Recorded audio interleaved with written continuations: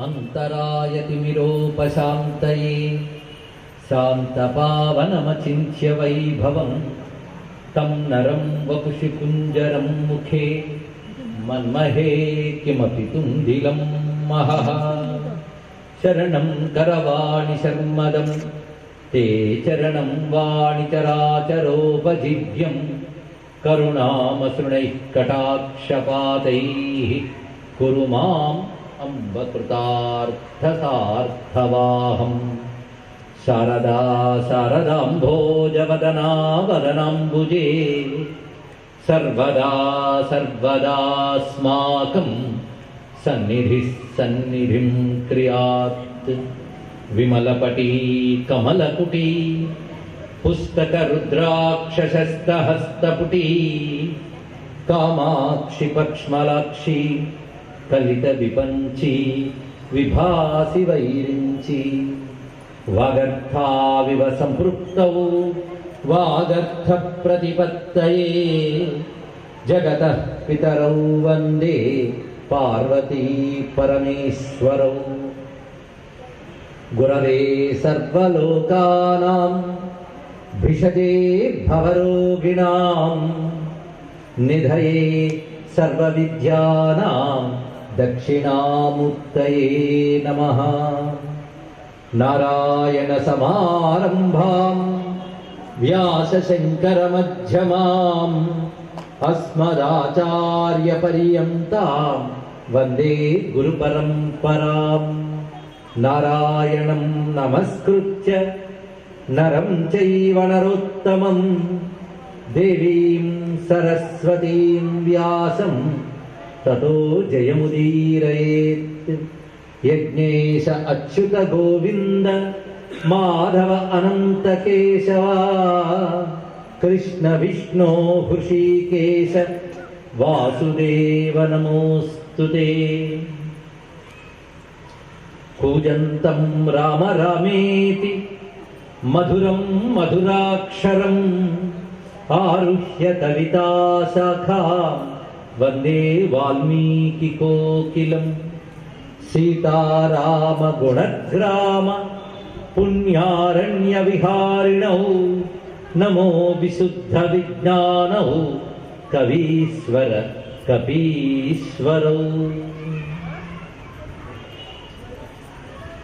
वामे भूमिसुता पुरश्च हनुमान् पश्चात् सुमित्रासुतः शत्रुघ्नो भरतश्च पार्श्वदलयोः वायुवादिकुनेषु च सुग्रीवश्च विभीषणश्च युवराट् तारासुतो जाम्बवान् मध्ये नीलसरोजकोमलरुचिं रामं भजे श्यामलं श्रीरामं भजे श्यामलम्।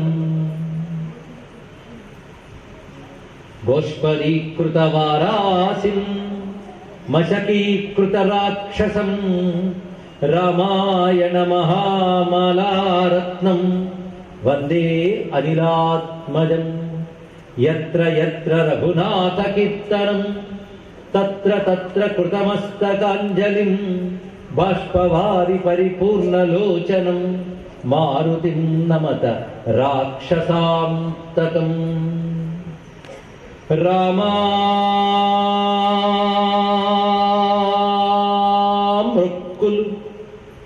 రామామృక్కులు నీదు నామమునకున్ రమ్యాంఘ్రి పద్మాలకున్ శ్రీమన్మంజులమైన మేనికి ధనుర్లీలా కళాకేళికిన్ నీ మర్యాదకు ధర్మనిష్టకు రసోద్వేలమ్ము నీ గాధకున్ ప్రేమన్ నీ పరివారమంతటికి శౌరీ రామచంద్ర ప్రభు శౌరీ రామచంద్ర ప్రభు.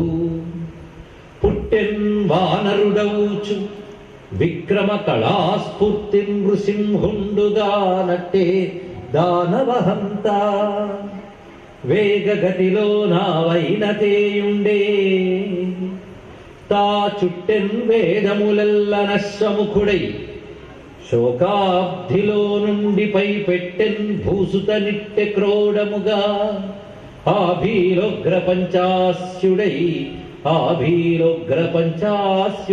మెట్టెన్ నాయద నీదు దూత ఇదే స్వామి రామచంద్ర ప్రభు. స్వామి రామచంద్ర ప్రభు. రామాయ రామభద్రాయ రామచంద్రాయ వేధసే రఘునాథాయ నాథాయ సీతాయ పతయే నమః. శివాయ గురవే నమః. శివాయ గురవే నమః. శివాయ గురవే నమః. శ్రీమాత్రే నమః. శ్రీమాత్రే నమః. శ్రీమాత్రే నమః. శ్రీ విష్ణు రూపాయ నమః శివాయ. శ్రీ విష్ణు రూపాయ నమః శివాయ. శ్రీ విష్ణు రూపాయ నమః శివాయ. శ్రీరామ జయ రామ జయ జయ రామ. శ్రీరామ జయ రామ జయ జయ రామ. శ్రీరామ జయ రామ జయ జయ రామ. శ్రీరామ జయ రామ జయ జయ రామ. శ్రీరామ జయ రామ జయ జయ రామ. శ్రీరామ జయ రామ జయ జయ రామ. శ్రీ హనుమాన్ జయ హనుమాన్ జయ జయ హనుమాన్. శ్రీ హనుమాన్ జయ హనుమాన్ జయ జయ హనుమాన్.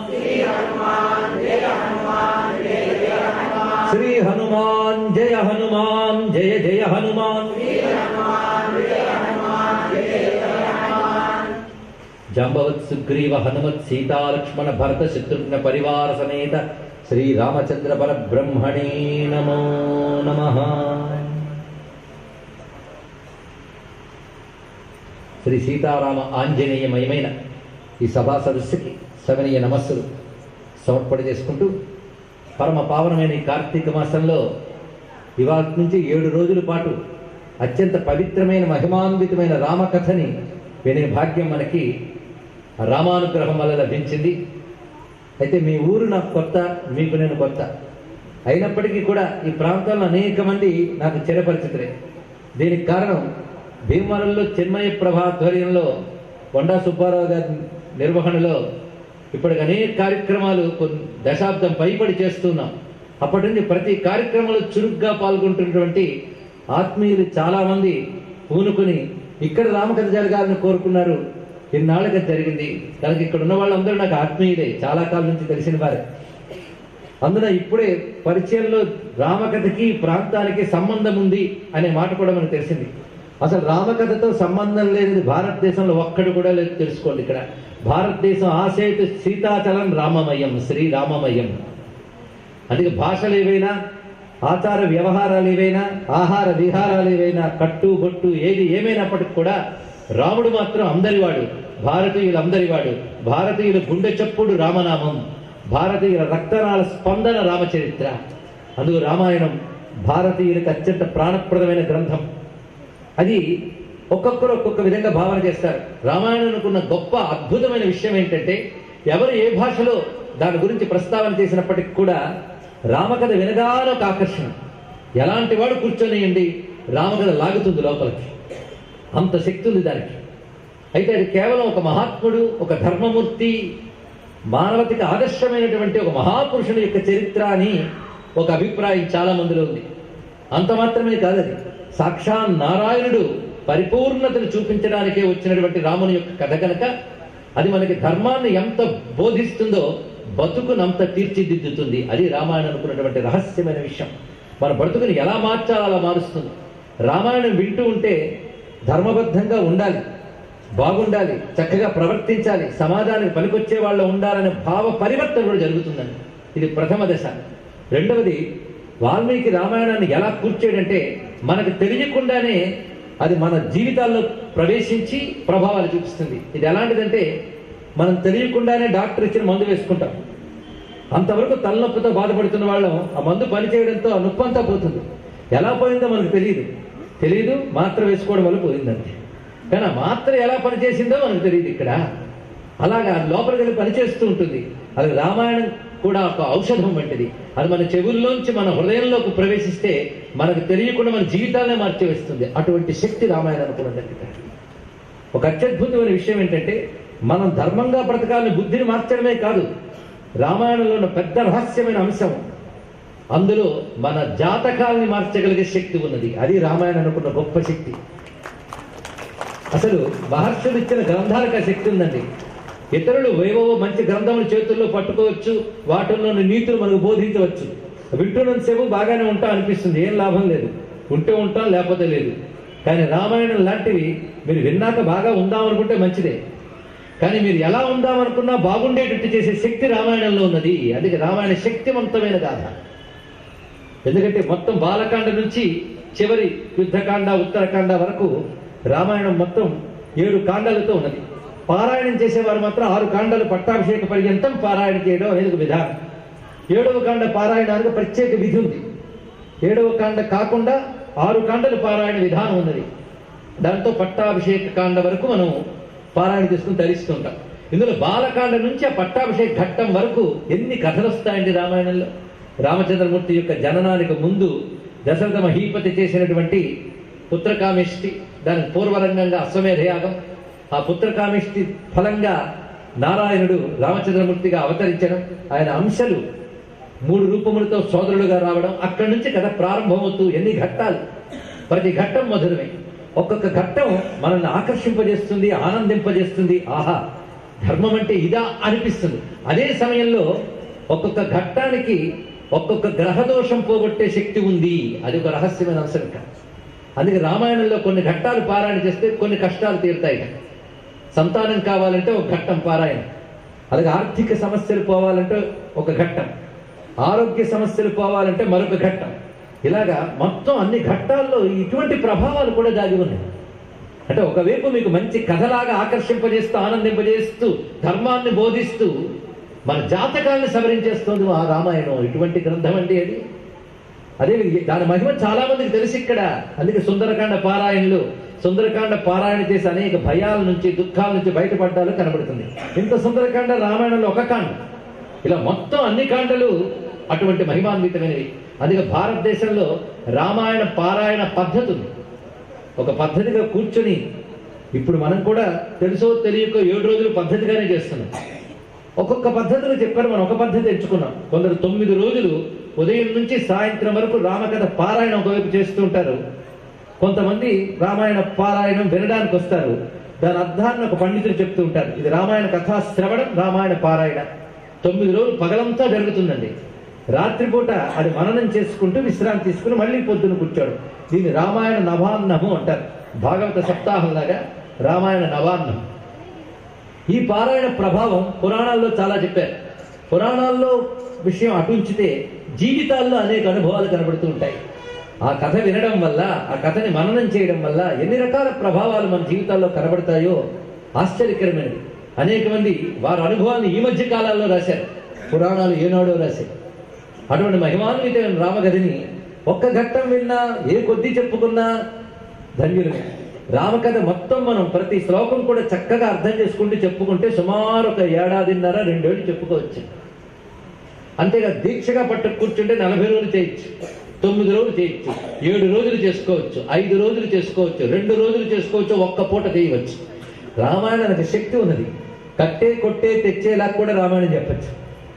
శుద్ధ బ్రహ్మ పరాత్పరరాం, కాలాత్మక పరమేశ్వరరాం, శేషకల్ప సుఖ నిద్రితరాం, బ్రహ్మాజ్యమర ప్రార్థితిరాం, చండ కిరణపుర మండలరాం, శ్రీమద్ దశరథ నందన రాం, కౌసల్యాసుగవర్ధన రాం, విశ్వామిత్ర ప్రియధనరాం, ఘోరతాటకాఘాతకరాం, మారీచాది నిపాతకరం.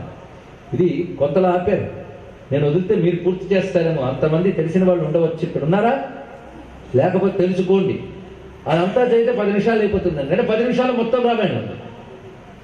మరి 10 నిమిషాల్లో రామాయణం చెప్పచ్చు, 10 పూటలు రామాయణం చెప్పచ్చు. ఇక్కడ ఎలాగైనప్పటికీ కూడా రామకథ శక్తివంతమే.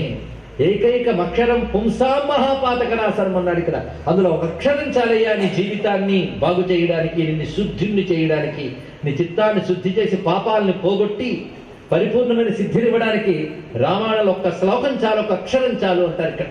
అలా వాల్మీకి మహర్షి తన తపశ్శక్తినంతా ధారపోసి ఎన్నో ఏళ్ళు తపస్సు చేశాడు ఆ మహానుభావుడు. పురాణాల లెక్క ప్రకారం చూస్తే 1000 ఏళ్ళు తపస్సులు చేశాడు. ఏమంటే 1000 ఏళ్ళు వయసున్న వాళ్ళు ఉంటారంటే భారతదేశంలో హిందూ మతంలో ఋషులు మాత్రమే ఉంటారు అన్ని 1000 ఏళ్ళు వయసున్న వాళ్ళు. అలాంటి ఋషులు తపస్సులతో దర్శించిన జ్ఞానం పేరే హిందూ మతం. ఇప్పటికీ హిమాలయ పర్వతాల్లో వాటిలో ఉన్నారండి. అలాంటి వాల్మీకి ఒక వేద ఋషి, ఒక మహాతపస్వి, వేద మంత్రములను దర్శించిన వాడు. అలాంటి తపస్వి ఈ తపస్సులన్నిటి ఫలితంగా దర్శించి దివ్య దృష్టితో చూసినటువంటి రామకథనంతటినీ కూడాను గ్రంథ రూపంలో రచించాడు. ఆ రచించిన తర్వాత ఆ రామాయణాన్ని తర్వాత అందరూ మహాకవులు కూడా వాళ్ళ గ్రంథాల రూపాల్లో రాసుకున్నారు.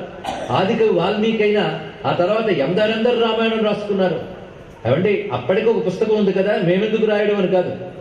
దీనికి విశ్వనాథ సత్యనారాయణ గారు గొప్ప మాట చెప్పారు. మరల నిదేల రామాయణం వన్నచో ఈ ప్రపంచక మెల్ల తినుచున్న అన్నమే తినుచున్న దిన్నాళ్ళు తన రుచి బ్రతుకులు తనవిగాన చేసిన సంసారమే చేయిచునున్నది తనదైన అనుభూతి తనదిగాన తలచిన రామునే తలచెద నేనును నా భక్తి రచనలు నాదిగాన. విశేషమైన మాట ఇక్కడ. అంటే అతను భోజనం చేశాడు కదా నేను భోజనం చేయడం మానేస్తానా? ఎందరు బతుకుతున్నారు కదా నేను ఎందుకు బతకడం మానేస్తున్నామా అండి?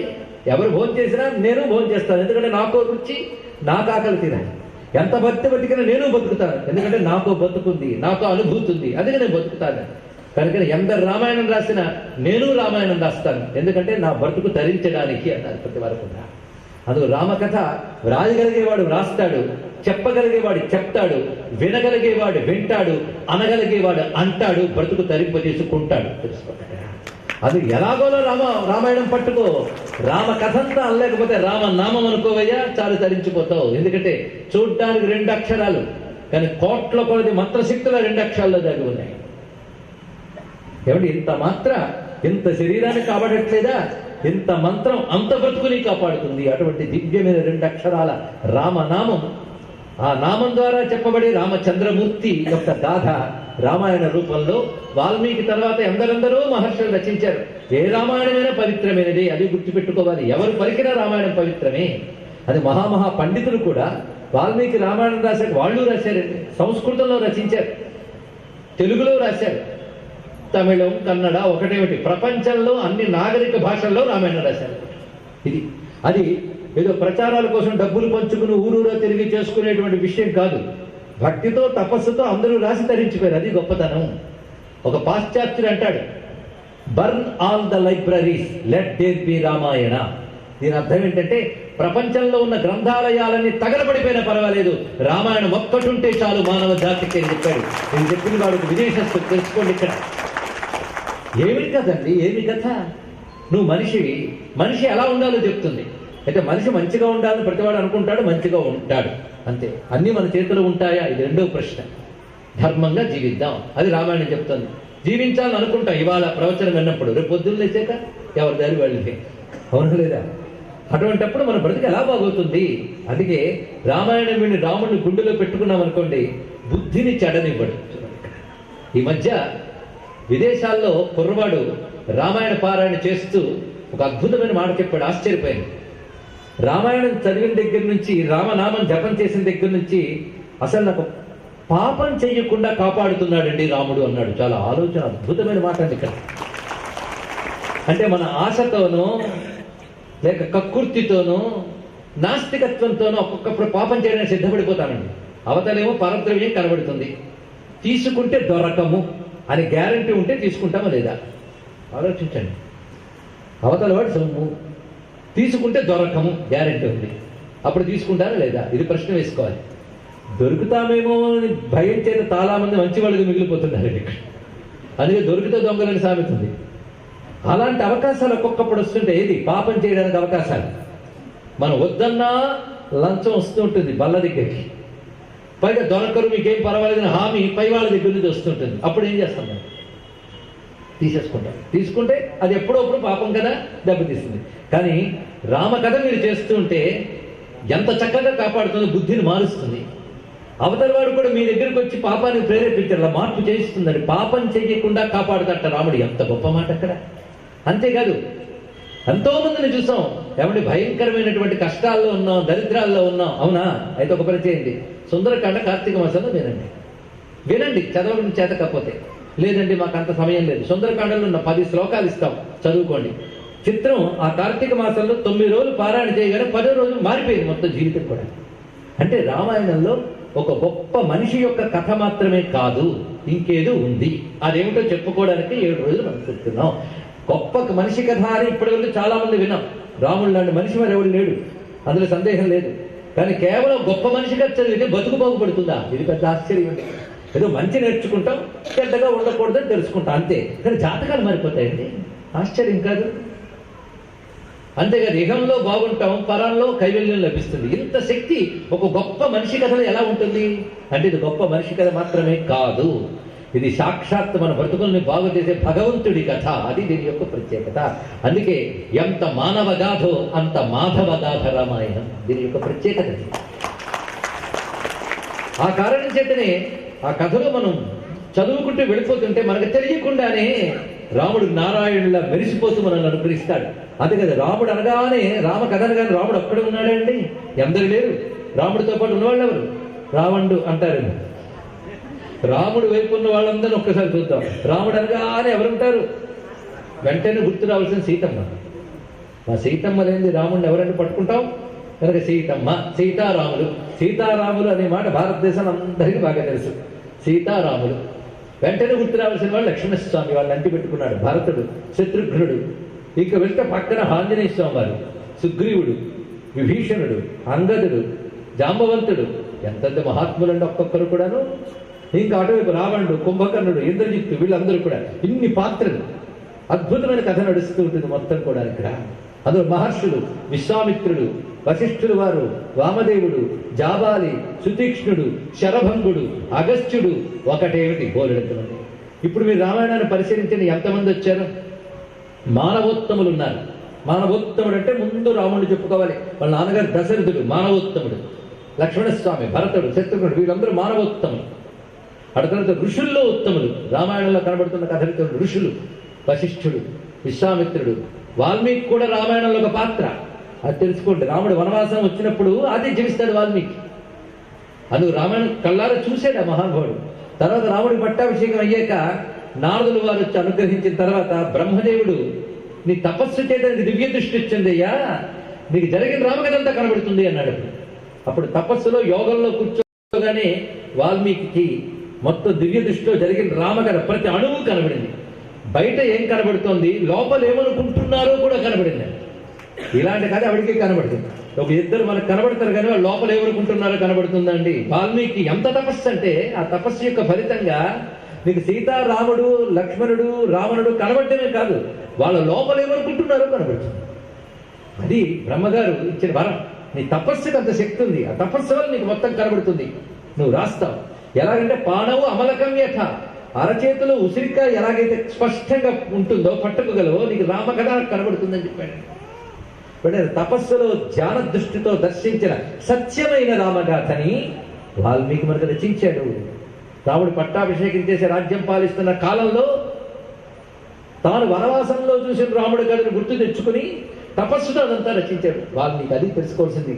అంటే వాల్మీకి తపస్సుతో దర్శించి రాశాడే తప్ప ఊహించి భావించి రచించలేదు ఇక్కడ. అందుకే సత్యమే రామకథగా మనకు వచ్చింది. పైగా మన బ్రతుకు ధరించడానికి యుగాల క్రితం వేదాలను ఉన్నాయి. ఈ వేదాల్లో మానవులకు కావలసిన సర్వ విషయాలు ఉన్నాయి. కానీ అవి మునులకి తపస్సులో ఉండగా వినబడ్డే శబ్దాలు, సామాన్యులకు అర్థం కావది. వాటికి డిక్షనరీ మీనింగుల్లో, మామూలు టెక్స్ట్ పుస్తకాల్లో ఏదో ట్రాన్స్లేషన్ చేసేసి ఒక పుస్తకం ప్రింట్ చేసి చంకలో పెట్టుకుని వారంకో రోజు ప్రార్థన చేసుకోవడానికి పనికొచ్చే పుస్తకాలు కాదు అవి. తెలుసుకోండి, వాటి నిండా ఉన్నది జ్ఞానం. తపస్సుతో అంత మహాత్ములు సమాధి స్థితికి వెళ్ళాక తెలుసుకున్నారండి యోగంలో. అవి సామాన్యులకు ఎలా తెలుస్తాయి? కానీ సామాన్యులకు తెలియాలా లేదా? తెలియాలనే ఉద్దేశంతో ఏం చేశారంటే అందులో ఉన్న ధర్మాలన్నీ పాటించిన వాడు ఎవరా అని చూశారు. వాడి కథగానే చెప్పేస్తే సామాన్యులకు అదంతా వేదం అంతా ఇచ్చినట్టు అవుతుంది. కానీ వేదంలో చెప్పిన ధర్మం అంతా ఒక రూపం ధరించి వచ్చి ఆ ధర్మాన్ని పాటించి చూపిస్తూ అతనితో పాటు మిగిలిన పాత్రల ద్వారా కూడా ఒక వేద ధర్మం అంటే ఏంటో చెప్పాలి, మానవ జాతిని ధరింపజేయాలనుకున్నాడు ఋషి. ఆ తపస్సుకు ఫలితంగా ఆ వేదములో చెప్పిన ధర్మమంతా పాటించి అసలు ధర్మమే ఆ రూపం ధరించి వచ్చిందా అన్నట్లు వెళ్ళినటువంటి ఒకటి కథ, అదే రామ కథ. ఆ ఒక్క కథ ఇస్తే చాలు వేద ధర్మం సామాన్యుల చేతిలో కూడా పెట్టవచ్చు అనుకున్నాడు వాల్మీకి మహర్షి. అలాగే వేదంలో చెప్పిన మనకు అంతుపట్టిన ధర్మాలన్నీ కలిసి ఒక పుస్తకంగా వస్తే ఆ పుస్తకం పేరు రామాయణం. అందుకే రామాయణం వేద సమం శ్రాద్ధేషు శ్రావయేత్ బుధః అని చెప్పాడు. రామాయణం అనగా వేదమే, మరొకటి కాదు. అందుకే మన వేదం చదువుకోలేదని బాధపడక్కర్లే, రామాయణం జాగ్రత్తగా వింటే చాలండి, వేదం చెప్పినంతా మన బ్రతుకులోకి వచ్చేస్తుంది. ఇంకేం కావాలి ఇక్కడ? అది రామాయణం వేదం. రామాయణం వేదం అయితే రాముడు ఎవరు? ఆ వేదం ఏ పరమాత్మని చెప్తోందో ఆ పరమాత్మ రాముడు. అలాంటి పరమాత్మ రాముడయ్యాడు, వేదం రామాయణమైంది. ఆ రెండు చెప్పాలి అంటే వేద ఋషి అయిన వాల్మీకి సాధ్యం ఇక్కడ. అందుకే వేద వేద్యే పరే పుంసి జాతే దశరథాత్మజే వేద ప్రాచేతసాత్ ఆసీత్ సాక్షాత్ రామాయణాత్మన అన్నారు ఆదిశంకర భగవత్. వేదములో చెప్పబడ్డ భగవంతుడు. ఎందుకంటే వేద ధర్మం పాటిస్తే ఏమొస్తుంది ఇది ప్రశ్నించాలండి. ధర్మం పాటిస్తే ఏమొస్తుందండి? పెద్దలు ధర్మం పాటించారు, ధర్మం పాటిస్తే ఏమొస్తుంది చెప్పండి. ఇంతమంది ఉన్నారు, ఒక్కరు చెప్పలేరా? అమ్మ చాలా సంతోషం. ముందు ధర్మం పాటిస్తే వచ్చేది శుద్ధమైన మనస్సు, ఇది రావాలి ముందు. అది ఎందుకంటే అన్నం తినేటప్పుడు చూడండి, అన్నం తింటే ఏమొస్తుంది? శక్తి. కానీ ఎన్ని వస్తాయి? శక్తి ప్రధానమైన అన్నం తినేటప్పుడు చూడండి, అన్నం తినే రుచి బాగుంటుంది, అదొకటి. ఆ సమయంలో ఆకలి తీరుతుంది, హాయిగా ఉంటుంది, తర్వాత శక్తి వస్తుంది. ఒక్క అన్నం తినడం అనే దానివల్ల ఎన్ని వచ్చాయి మీకు? ఒక తృప్తి, ఒక రుచి, ఒక ఆనందం. ఆ తర్వాత బలం. బలం కనబడిందా? తినేటప్పుడు అన్నంలో బలము అని లోపలికి వెళ్ళింది లేదు కదా. తినేటప్పుడు అన్న పదార్థం కనబడుతుంది, లోపలికి వెళ్ళాక శక్తిగా మారుతుంది. కానీ చదివేటప్పుడు రామాయణం కథ కనబడుతుంది, లోపలికి వెళ్ళాక భగవంతుడిగా మారుతుంది. అలాగే అన్నం తిన్నాక శక్తి వస్తుంది, కానీ తిట్టేటప్పుడు రుచి తృప్తి ఉంటుంది కదా. అలా రామాయణం వినేటప్పుడు ఆనందం, హాయి అన్ని జరుగుతూ ఉంటాయి ఇక్కడ. అయితే ఇంకోటి, అన్నం తినాలని ఉబలాటంతో ఎక్కువ తిన్నాం అనుకోండి అజీర్తి చేస్తుంది. కానీ రామాయణం ఎక్కువ తిన్నాం అనుకోండి బతుకు ఇంకా బాగుపడుతుంది. అన్నం కంటే గొప్పదండి రామాయణం. ఎన్ని విషయాలు. అదే ధర్మం అంటే ఏమిటి అంటే ఏది చేస్తే నువ్వు బాగుపడతావో దాని పేరు ధర్మం. అయితే ఇప్పుడు దొంగతనం చేసినా బాగుపడతాను కదండి అంటే అనుకుంటావు బాగుపడతావు, తెలుసుకోండి. ఇక్కడ అది అప్పటికి బాగుంటుంది, తర్వాతకు బాగుంటుంది, అంతే కదా. ఇక్కడ చిన్నపిల్లాడు చూడండి, నిప్పులో చేయి పెడతానంటాడు, అప్పుడు వాళ్ళ అమ్మ వెనక్కి లాగుతుంది.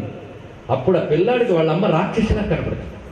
నేను అంతగా అందంగా కనిపిస్తున్న దాంట్లో చేయి పెడతానంటే మా అమ్మ వద్దని అంటాడు. తర్వాత అర్థమవుతుంది, చేయి పెడితే కాలుతుంది కానీ మా అమ్మ వెనక్కి లాగిందండి. ఋషులు అమ్మ లాంటి వాళ్ళండి, మనం పిల్లలు లాంటి వాళ్ళం. అధర్మం అనే నిప్పులో చేయి పెడదాం అనుకుంటాం, ఋషులు వెనక్కి లాగుతారు. ఆ వెనక్కి లాగడం పేరు ధర్మం, ఇది తెలుసుకోండి. ఇక్కడ నిప్పులో చేయి పెడితే కాలుతావు, ఎలాగో తప్పు చేస్తే పాడైపోతావు, ఎలాగా రావణాసుడిలాగా. ఒప్పు చేస్తే బాగుపడతావు, ఎలాగా రాముడిలాగా. చాలు, ఇది చెప్పడానికి రామాయణం వచ్చింది. ధర్మం అంటే ఇలా చెప్తుంది ఇక్కడ. ధర్మం పాటించడం అనేది ఉన్నదే అప్పటికి కష్టం అనిపిస్తుంది, కానీ తర్వాత అది మంచి చేస్తుంది. ఇవాళ ఇక్కడే విన్నాను, యోగా డే చేశారు. అంటే పరిసరాల్లో యోగా గురించి బాగా ప్రాక్టీస్ చేస్తున్నారు. మన నరసింహరాజు గారు లాంటి చైతన్యం మోపుతున్నప్పుడు ధర్మం బాగా వ్యాప్తి చేస్తారు ఇక్కడ. మరి ఇక్కడ యోగా చేస్తూ ఉంటే, యోగాకి ఫస్ట్ డే వెళ్ళినప్పుడు ఎంత ఇబ్బందిగా ఉంటుందండి. ఎందుకంటే మఠం వేయమంటాడు, అప్పుడే ముందు దెబ్బమంటాడు. మఠం వేసి కూర్చోమంటాడు 5 నిమిషాలు, బా చాలా నొప్పి. రెండో రోజు వచ్చేటప్పటికి యోగా వేసినప్పుడు నొప్పులు వచ్చేస్తావునా లేదంటే కాళ్ళు చేతులు నొప్పులు వస్తాయి. ఇంకా 3వ రోజు మానేద్దాం అనిపిస్తుంది. ఎవడ తెల్లవారు చంద్రు నిద్రలో వెళ్తాడంటే హాయిగా శుభ్రంగా 8 వరకు పడుకుంటే ఎంత బాగుంది. 8 వరకు పడుకుని లేచిన వెంటనే బెడ్ కాఫీ తాగి, ఆ తర్వాత స్నానం చేసి 10కి శుభ్రంగా తిని బ్రేవులు చేయించి, ఆ తర్వాత ఆఫీస్కి వెళ్ళి కూర్చుని ఇంటికి వచ్చి టీవీ చూసి పడుకుంటారు, బాగుంది. కానీ పొద్దునే లేచి కూర్చొని యోగా అంటూ ఒళ్ళంతా వంచి ఒళ్ళు నొప్పులు తెచ్చుకుని ఎందుకు అనిపిస్తుందో లేదు. ఇప్పుడు చెప్పండి, ఏది బాగుంది? నేను రామాయణం గురించి అడగలేదు, ఏది బాగుంది అడిగాను చెప్పండి. కష్టపడి యోగా చేయడం బాగుందా? ఇంతకు తిష్టగా తిరగడం బాగుందా? ఏం బాగుంది? అందులో హాయి పడుకోవచ్చు, తినచ్చు అన్న. ఇందులో ఏముందండి? మఠాలు వేసుకో, ఊపిరి బాగా పీల్చు, ఎక్సర్సైజ్ చేయు, ఇవన్నీ చెప్తారు ఇక్కడ. ఏమో అండి ఇక్కడ అంటే ఇప్పుడు మీకు తెలిసింది, శుభ్రంగా పడుకుని 9కి లేస్తే భలే ఉంటుంది, 10ంటికి భోజనం చేస్తే మరీ బాగుంటుంది, కాస్త నడవమంటే ఇబ్బంది మనకి, ఉన్న చోట కూర్చుని కారు ఆఫీస్కి ఇంకంత బాగుంది అంటే అప్పటికి బాగుంది. కొన్నాళ్ళు మొదలవుతుంది షుగరు, డయాబెటీస్, బీపీ, అప్పుడు తెలుస్తుంది. డాక్టర్ అప్పుడు నడవమంటాడు. అప్పుడు మీరేమంటారు? షుగర్ వచ్చిన వాళ్ళే నడవాలి అనొచ్చా అండి? ఇక్కడ రాకముందు నడిస్తే షుగర్ రాదు. అలాగే ముసలి వాళ్ళు మాత్రమే ధర్మం వినాలనడం, షుగర్ వచ్చిన వాళ్ళే వ్యాయామం చేయాలనడం రెండు ఒకటే, తెలుసుకోండి. ఇక్కడ ముందే వ్యాయామం చేస్తే షుగర్ రాదు, ముందే ధర్మం పాటిస్తే జీవితం బాగుపడుతుంది, తెలిసింది కదా ఇక్కడ. అయితే మొదట యోగా చేయడానికి చిక్కాకేస్తుంది, కానీ తర్వాత అది బాగుంది. ధర్మం అలాంటిదే, మొదట పాటించడానికి విసుగ్గా అనిపించిన పాటిస్తే అద్భుతంగా ఉంటుంది. అలాగే శుభ్రంగా తినడం ఉన్నదే అప్పటికి బాగుంటుంది, అధర్మం కూడా అప్పటికి బాగుంటుంది, తర్వాత దెబ్బతింటాం, తెలుసుకోండి ఇక్కడ. అందుకే ఎప్పుడైనా సరే ధర్మమే జయిస్తుంది అని చెప్పడానికి మహాత్ముడు రావాలి, వస్తాడు, ఆయన పేరు రాముడు, ఇది తెలుసుకోవాల్సింది ఇక్కడ. అందుకే బాగా ఆలోచించాడు వాల్మీకి మహర్షి కదా, అయ్యా మానవ జాతంతా బాగుపడాలి అంటే ఇలా ధర్మం చేయి, అలా ధర్మం చేయంటే అప్పుడు వినడండి, ఎవడికి తెలియదు సత్యమని పలుకవలను, మీరే చెప్పగలరు కదా, న్యాయముగా నడువలను, అధర్మము చేయరాదు, ఇవే చెప్పడం మొదలెట్టేవండి, నిద్రలు వస్తాయా లేదా? ఒక్కటి రుచించండి, అది కథలో కలిపి చూపించారనుకోండి ఎంత బాగుంటుంది ఇక్కడ. కనుక ధర్మము అనగా ఏది చేస్తే మనం బాగుపడతామో ధర్మము, అప్పటికి ఇబ్బందిలా అనిపించిన పరిణామంలో మనకు సుఖం కలిగించే ధర్మం. అంతేగా ధర్మానికి లక్షణం ఉంది, ఇహానికి పరానికి కూడా పనికొస్తుంది ధర్మం ఉంది ఇక్కడ.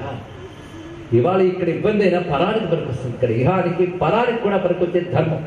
అందుకే అధర్మంతో సుఖపడే అవకాశం ఉన్నప్పటికీ కూడా ధర్మంతో కష్టపడవచ్చు కానీ అధర్మంతో సుఖపడకూడదు, తెలుసుకోండి ఇక్కడ.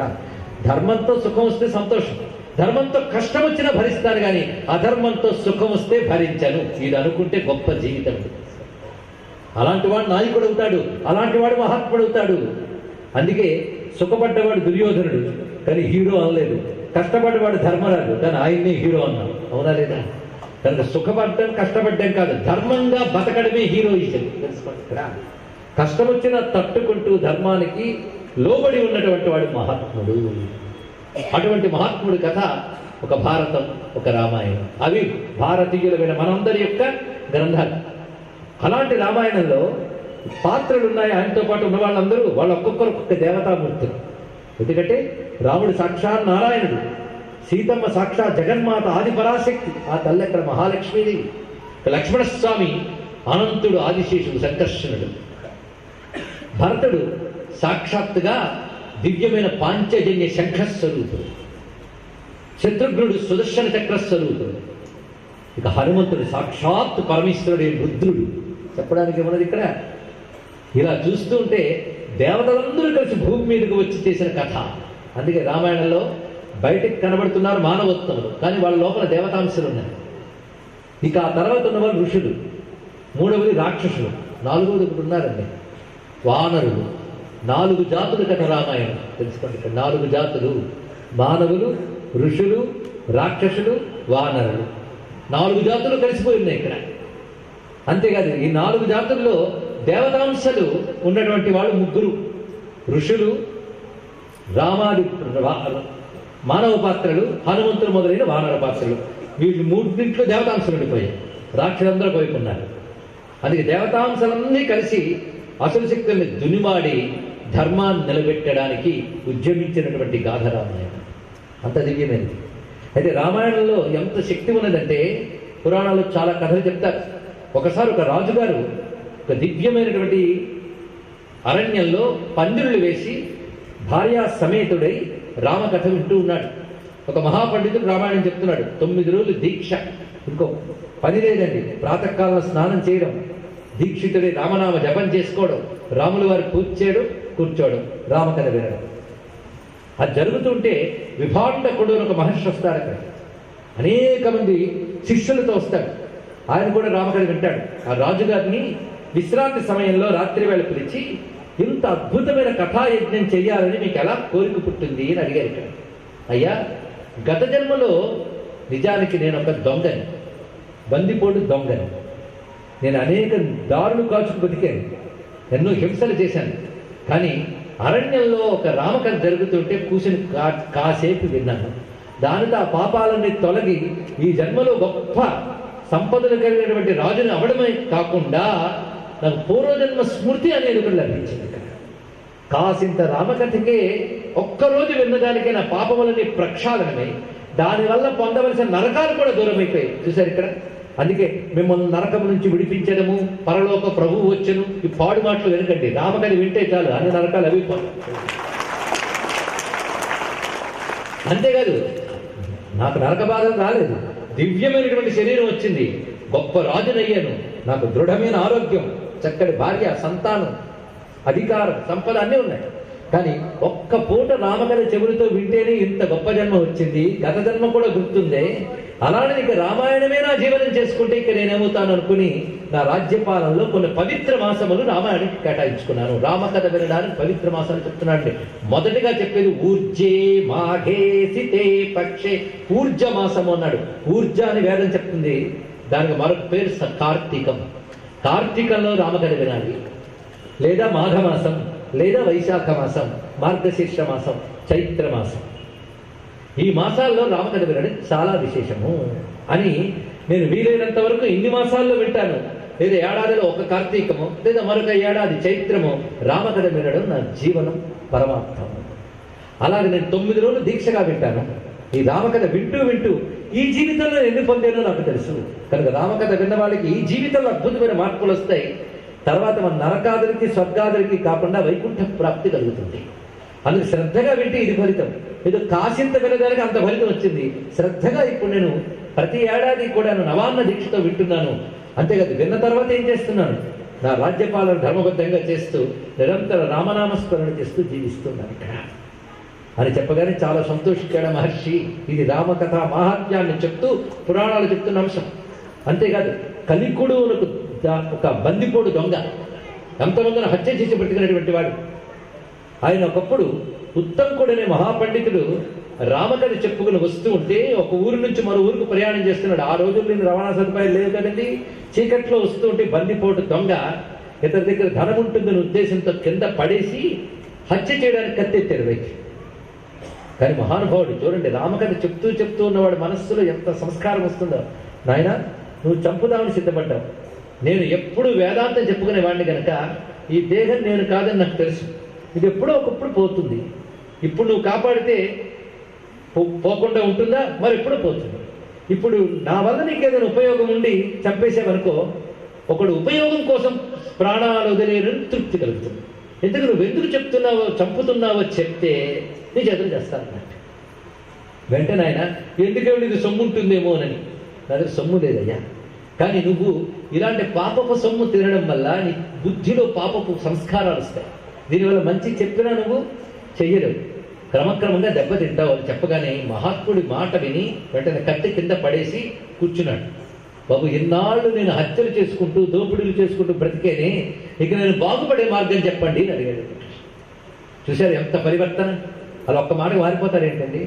చెప్పేవాడు అంత పవిత్రంగా చెప్తే వినేవాడు తప్పకుండా మారుతారండి. ఇక్కడ అంత పవిత్రమైన, అందుకే సత్సంగం అన్నారు. సత్సంగం అంటే ఇది సత్పురుషుడితో కలిసి తిరిగితే బుద్ధిలో మార్పు వస్తుంది. అదే సత్సంగం. అందుకే ప్రతి ఊళ్ళో కూడా ఇలాంటి సత్సంగాలు ఎంత ఎక్కువ జరిగితే అంత గొప్పగా భారతదేశం బాగుపడుతుంది. తెలుసుకోండి. ఇన్నాళ్ళకి అవినీతి సొమ్ముని దూరం చేయాలని ఒక మహాత్ముడు తాపత్రయపడుతున్నాడు. రామభక్తుడు మర్చిపోకండి ఇక్కడ. కానీ రామకథ కానీ ప్రతి చోట వ్యాపింపబడితే ప్రజల్లో అవినీతి చెయ్యకూడదనే బుద్ధి వస్తుంది. నీతిగా బ్రతకాలనేటటువంటి సంస్కారం ఏర్పడుతుంది. నాకు దొంగకు మార్పు వచ్చింది చూసారా సత్పురుష సాంగత్యం చేత. అప్పుడు కూర్చోబెట్టి నువ్వు ఇంకేం కష్టపడకు, నీకేం చెప్పినా అర్థం కాదు, నీ జీవితం వేరు, కేవలం రామనామం జపం చేసుకో అని చెప్పాడు. అని కేవలం రామనామం జపం చేసుకుంటూ రామస్మరణ చేసుకుంటూ క్రమక్రమంగా అతను ధరించి ఇక జీవితంలో యోగిగా మారి తర్వాత గొప్ప స్థితిని పొందాడు. కనుక దుష్ట సంస్కారాలు ఉన్న వాడిని కూడా మార్చగలిగేటువంటి కథ రామకథ. అటువంటి రామకథ గురించి చెప్తూ నాస్తి గంగా సమం తీర్థం, నాస్తి మాతృసమో గురు, నాస్తి విష్ణు సమో దేవో, నాస్తి రామాయణాత్ పరం. ఇది మహర్షి వ్యాసదేవుడు చెప్పినటువంటి మాట. గంగతో సమానమైన తీర్థం లేదు, అమ్మతో సమానమైన గురువు లేడు, విష్ణువుతో సమానమైన దైవము లేడు, రామాయణంతో సమానమైన గ్రంథము లేదు. నాస్తి వేద సమం శాస్త్రం, నాస్తి శాంతి సమం సుఖం, నాస్తి సూర్య సమం జ్యోతి, నాస్తి రామాయణాత్పరం. ఎంత గొప్ప మాట చెప్తున్నాడు. వేదంతో సమానమైన శాస్త్రం లేదు, శాంతితో సమానమైన సుఖం లేదు, సూర్యుడితో సమానమైన జ్యోతి లేదు, రామాయణాన్ని మించిన గ్రంథము లేదు. దంత వ్యాసుడు చెప్తున్నటువంటి మాట, నాస్తి క్షమా సమం సారం, నాస్తి కీర్తి సమం ధనం, నాస్తి జ్ఞాన సమో లాభో, నాస్తి రామాయణాత్పరం. సహనం కంటే మించిన గొప్ప ధర్మము లేదు. అదేవిధంగా మంచి పేరు కంటే మించిన సంపద లేదు. అవునా లేదో చెప్పండి. సంపద కంటే మంచి పేరు గొప్పది. గొప్ప డబ్బు ఉంది, ఊళ్ళో బిల్డింగ్ ఉంది, కానీ ఊళ్ళో అందరూ తిట్టుకుంటున్నారు. ఏం బతుకండి. అందుకే సంపద కంటే గొప్పది సత్కీర్తి. సత్కీర్తికి మించిన సంపద లేదు, జ్ఞానానికి మించిన లాభం లేదు, రామాయణాన్ని మించిన కావ్యం. ఎంత చక్కగా చెప్పాడు వ్యాసదేవుడు. పైగా శివుడు పార్వతీదేవితో చెప్తాడు. అయితే విష్ణువుతో సమానమైన దేవుడు లేడు అన్నామని చెప్తే శివుడు తక్కువని అనుకోవద్దు. విష్ణు భక్తులు చెప్పుకుని శివనింద చేసేవాళ్ళు నరకంలోనే ఉంటారు, గుర్తుపెట్టుకోండి. కార్తీక మాసం శివప్రీతి మనకి అని శివుడికి ఇష్టం రాముడు గనక కార్తీక మాసంలో శివప్రీతిగా మనం రామకథ చెప్పుకుంటున్నాం. ఇది తెలుసుకోవాలి. ఇక్కడ రామాయణం వాల్మీకి రామాయణంలో నారదుల వారు చెప్పాడు. కానీ వ్యాసుల వారు బ్రహ్మాండ పురాణంలో శివుడు పార్వతీదేవి చెప్పిన రామాయణం చెప్పాడు. ఆయనకు అంత ఇష్టం రాముడు అంటే, శివునికి అంత ప్రీతి. అందుకే అందరూ చెప్పించే రామతారక మంత్రానికి గురువు శివుడు. మర్చిపోదు. ఈశ్వర ఉవాచ శ్రీరామ రామ రామేతి రమే రామే మనోరమే సహస్రనామ తత్తుల్యం రామనామ వరాననే. అంటే విష్ణు భక్తులు మనం చెప్పుకొని బయలుదేరుతున్న కొంత గుంపులు ఉన్నారే, ముఠా, వాళ్ళు ఏం చేస్తారంటే శివనింద చేస్తూ ఉంటారు. వాళ్ళు ముందు గురుద్రోహం చేసిన పాపం వాళ్ళకి వస్తుంది. ఎందుకంటే విష్ణువు రాముడు, రామమంత్రం చెప్పిన గురువు ఎవడు? శివుడు. గురుద్రోహం చేసిన వాడిని విష్ణువు అనుగ్రహిస్తారు చెప్పండి ఇక్కడ. అందుకే విష్ణు భక్తులకు శివుడు గురువు, శివభక్తులకు విష్ణువు గురువు. తెలుసుకోవాలి. ఇక్కడ ఆ భేద దృష్టి మనం ముందు విడిచిపెట్టాలి ఇక్కడ. అందుకు ఇక్కడ అటువంటి శివునికి ప్రీతిపాత్రమైన రామకథ కార్తీక మాసంలో చెప్పుకుంటూ మనం ధన్యం అవుతున్నాం. పురాణాలు రామకథని కార్తీక మాసంలో చెప్పుకోమని చెప్పే. అదే రాముడు అంటే, విష్ణువు అంటే శివుడికి ఎంత ఇష్టం అంటే ఈయన హనుమంతుని అవతరించి వచ్చాడు శివుడు. ఇక్కడ వాళ్ళిద్దరూ కలిసి నడిపిన కథే రామకథ. అటువంటి దివ్య కథ. ఈ కథ యొక్క విశేషం ఏంటంటే 3 రామాయణంలో మనం చూడవలసిన అద్భుత అంశములు. ఇది గుర్తుపెట్టుకోండి. మొదటి రోజు వెందో గుర్తుపెట్టుకుని మీరు ఇంకా సాధనలో దిగాలి. ఒకటి రామనామం, రెండవది రాముడి రూపం, మూడవది రామ కథ. 3 ఈ 3 మన బ్రతుకుని తరింపజేసే అద్భుతమైన అంశాలు. ఈ 3 మనం నిత్య సాధనగా పెట్టుకుంటే చాలు. 3 రత్నాలు. మొదటిది ఏంటి? రామనామం, రెండవది రామ రూపం, మూడవది రామగాథ. ఈ 3 విశేషమైనవి. ఈ మాట అంటారు త్యాగయ్య. త్యాగయ్య తెలుసు కదా, రామచంద్రమూర్తి కృపకు పాత్రుడైనటువంటి మహానుభావుడు. ఆయన చెప్తున్నాడు, ఎవరికై అవతారమెత్తితేవో రామయ్య అంటూ, ఏమి నామం, ఏమి రూపం, ఏమి కథ అన్నాడు. 3 చాలండి మనకి. నిరంతరం రామనామం జపం చేయాలి, రామ రూపం ధ్యానం చేయాలి, రామకథ మననం చేసుకోవాలి. చాలు. మరేమున్నది ఇక్కడ? ఏమిటయ్యా రామనామానికి అంత శక్తి ఉన్నది అంటే, వేద వర్ణ నీయమౌ నామముతో విధురుద్రాదులకు మేర్మియగు రూపముతో మోద సదనమగు పటుచరితముతో మునిరాజవేషియో త్యాగరాజనుత ఎవరికై అవతారమెత్తిదువో రామయ్య. ఇది అన్నాడండి త్యాగయ్య. ఎంత గొప్పగా చెప్పాడు. ఏం అవతారం ఎత్తేవయ్యా నువ్వు? వేదవర్ణ నీయమౌ నామము. నీ నామం ఉన్నదే వేదాలు వర్ణించాయి. అద్భుతమైన రహస్యం అండి ఇక్కడ. ఎందుకంటే రాముడు పుట్టకముందే వేదం ఉంది. ఆ మాటకు వస్తే రాముడు పుట్టకముందు రాముడు లేడా? ఇది ప్రశ్న. రాముడు పుట్టకముందు రాముడు ఉన్నాడు. ఎక్కడున్నాడు? వేదాల్లో ఉన్నాడు. ఎలా ఉన్నాడంటే పాలలో వెన్నలో ఉన్నాడు. పాలల్లో వెన్న ఉందా లేదా? ఉంది. ఎక్కడుంది? పాల నిండా ఉంది. అలాగే వేదం పాలైతే వెన్న రాముడు. తెలుసుకోండి ఇక్కడ. ఆ వేదం అనే పాల సముద్రం చిలికి వచ్చిన వెన్నలో వచ్చాడు రాముడు. అంటే వేదం ఏ పరమాత్మని చెప్తుందో పరమాత్మ రాముడు. అంతేకాదు, పరమాత్మకి వేదము అనేక పేర్లు చెప్పింది. ఒకటా శివుడని, రాముడని, కృష్ణుడని, విష్ణువని ఎన్నో చెప్పింది. కానీ పరమాత్మ నామమే రామ. అదే రామ అనే మాట అంటే చాలండి. దాని శక్తి ఎంతో తర్వాత ఆలోచిద్దాం, దాని అర్థం ఏంటో తర్వాత ఆలోచిద్దాం. రామ రామ రామ రామ రామ రామ రామ రామ రామ రామ రామ రామ అనుకుంటే చాలు. ఇక్కడ ఏదో ఉందండి అందులో రహస్యం. అది ఒక్కటి చెప్పుకుంటేనే కొన్ని రోజులు పడుతుంది. ఆ 2 అక్షరాలు అంతుంది. ఎందుకంటే మీ డాక్టర్ గారు మాత్ర ఇస్తారు, కానీ అందులో ఏముందో ఆయన చెప్తాడు, మీరు వినగలరా? వింటే అర్థం కాదు కదా, దానికంటే వేసుకోవడం మంచిది అనుకుంటాం అంతే. ఎందుకంటే అందులో ఏం పెట్టారో ఆ పదాలన్నీ డాక్టర్కే అర్థమవుతాయి. మనకెంత క్లోరోసైడ్ అంటాడు, ఏదో అంటాడు, మనకెందుకు అది వేసేసుకుందాం అంటాం. కానీ మాత్రలో ఏం పెట్టాడో డాక్టర్కి తెలుస్తుంది, మంత్రంలో ఏం పెట్టారో ఋషికి తెలుస్తుంది. తెలుసుకోండి, ఇక్కడ ఆ 2 అక్షరాల్లో ఏదో ఉందండి, ఇంకేం అక్కర్లేదు, ఎప్పుడు జపం చేసుకోవాలని చెప్పారు ఇక్కడ. అలాంటి దీని పేరు తారక మంత్రం. మామూలుగా మనల్ని అన్నిటి నుంచి తరింపజేస్తుంది. తరింపజేసేది తారకం. అయ్యో కష్టాల్లో మునిగిపోతున్నాను, నేను బయట పెట్టేస్తాను. అజ్ఞానంలో మునిగిపోయాను, నేను జ్ఞానం ఇస్తుంది. అయ్యా సంసారంలో మునిగిపోయి నీకు జన్మ చాలు, మోక్షం కావాలి, అది కూడా ఇస్తుంది. ఇన్ని ఇవ్వగలదండి. మీకు ఏది కావాలో అది ఇవ్వగలిగే శక్తి ఆ 2 అక్షరాల్లో ఉన్నది. అది రామ రామ రామ రామ, అది ఒక ఔషధం, అది ఒక మంత్రం, అంతకు మించున్నదా? అందుకే రామనామ ఔషధం పానం చేస్తే ఇంకేం కావాలన్నారు ఇక్కడ. అటువంటి రామనామ ఔషధాన్ని పానం చేసి తరించిపోయిన వాళ్ళు ఎంతమందో. అది ఏది అర్థమైన రామనామ అనుకోగలిగిన చాలు అయ్యా అన్నారు ఇక్కడ. ఈ రామతో ఎన్ని మంత్రాలు ఉన్నాయండి? శ్రీరామ జయ రామ జయ జయ రామ, శ్రీరామ రామ రామ, జై శ్రీరామ శ్రీరామ. ఎలా అనుకున్నా కూడా ఆ 2 అక్షరాలు ఏదో మధురం ఉంది, ఏదో శక్తి ఉంది. ఆ ఏదో ఉందో కూడా చెప్పుకుందాం మనం ఇక్కడ. అది కూడా ఉన్న మిగిలిన 6 రోజుల్లో కూడా రామనామంలో ఏముందో కూడా మనం తెలుసుకున్నాం. ఇక ఆయన రూపం ఉందే, రాముడి రూపం ఎంత అందం. రాముడు లాంటి అందగాడు రాముడికి పూర్వం లేడు, రాముడు తర్వాత లేడు, అది కూడా తెలుసుకోవాలి. రాముడు లాంటి అందగాడు మళ్ళీ ద్వాపర యుగంలో వచ్చాడు ఒక్కడు. ఎవరైనా మా కృష్ణుడు. ఆయన గురించి చెప్తే మళ్ళీ ఆయన ఇంత తీసుకుంటాడు. ప్రస్తుతం హీరో గారు రాముడి కనుక ఆయన గురించి చూసుకున్నాం. ఎవడికి పెళ్ళి అయితే వాడే పెళ్లి కొడుకు అన్నారు. ప్రస్తుతం మనకు రాముడే ప్రధానం. కృష్ణుడి గురించి వెళ్తే ఆయన అంత వస్తాడు, వీళ్ళిద్దరే. ఎందుకంటే ఒక భగవంతుడు భూమి మీద దిగితే ఎలా ఉండాలో అలా ఉన్నారండి ఇక్కడ. భగవంతుడు భూమి మీద దిగితే ఎలా ఉంటాడో ఎవరు చెప్పగలరు? అది ఒకటి ఉన్నది. రాముడు భగవంతుడిని చెప్పే అర్హత ఎవరికి ఉన్నదండి? ఎవరిని పెడితే వాడు భగవంతుడు అంటామా? ఒకడికేదో ఒకడు కనబడగానే ఏదో బాగుంది, ఇంకా వాడే దేవుడు అన్నాడు వీడు, వాడు దేవుడు అన్నాడు, మరో 10 మంది దేవుళ్ళు అన్నారు. అయిపోతాడంటే అంత మాత్రం 10 మంది దేవుడు అంటే అయిపోతాడా? ఇతను భగవంతుడిని ఎవరు చెప్పాలి? ఇది కూడా ఆలోచించాలి కదా. ఋషులు చెప్పగలరు, వాళ్ళకి దర్శనం ఇస్తుంది అందులో ఉన్నటువంటిది. కానీ భగవంతుడు భూమి మీదకి దిగితే ఎలా ఉంటాడు అనేది ఒకటి ఉంది. అలా ఉన్నవాళ్ళు రాముడు కృష్ణుడు, ఇది తెలుసుకోవాలి ఇక్కడ. అందుకే రాముడు కృష్ణుడు వాళ్ళు అవతరించక ముందే వేదములు ఎందున్నారు. ఋషులు తపస్సులు చేసి, స్వామి భూమిని బాగు చెయ్యు, లోకాన్ని కాపాడు, రాక్షసుల్ని దునుమాడు, ప్రపంచానికి శాంతి కలిగించు, ధర్మాన్ని నిలబెట్టు అని వేదములందున్న భగవంతుని ప్రార్థన చేస్తే ఆ భగవంతుడు వాళ్ళ ప్రార్థన విని వస్తాడు. అది అవతారం అంటే. అవతారం అనగా లోకాన్ని పాలించే భగవంతుణ్ణి లోక రక్షణ కోసం ఋషులు దేవతలు కలిసి పిలిస్తే దిగి వచ్చిన వాడు అవతారం అంటారు. తెలుసుకోండి, అవతారం అంటే అది. అలా లోకరక్షణ కోసం దిగి వచ్చినటువంటి నారాయణుడు రాముడు. రామకథ వింటే మనకు అనిపిస్తుందండి, అబ్బో రాముడిలా ఉండగలమా అనిపిస్తుంది. ఇది నిజమండి. రాముడిలా సత్యానికి కట్టుబడ్డం, కష్టం వచ్చిన ఓర్చుకోవడం, అవతల ధర్మాన్ని దెబ్బతీసే రాక్షసుడు ఎదురైతే బుద్ధి కలిగి పాదాల మీద పడ్డావో వదిలేస్తా, మాట వెళ్ళేదా సంహరిస్తా అనగలిగిన పరాక్రమం చూపించాలి అంటే సామాన్యుడి వల్ల అవుతుందా అండి? ఒక్కసారి ఆలోచించుకోండి. ఒకరికి గొప్ప గుణం ఉంటుంది కానీ రూపం బాగోదు. ఒక రూపం గుణం 2 బాగుంటాయి, జ్ఞానం ఉండదు. కొందరు 3 ఉంటాయి, పరాక్రమం ఉండదు.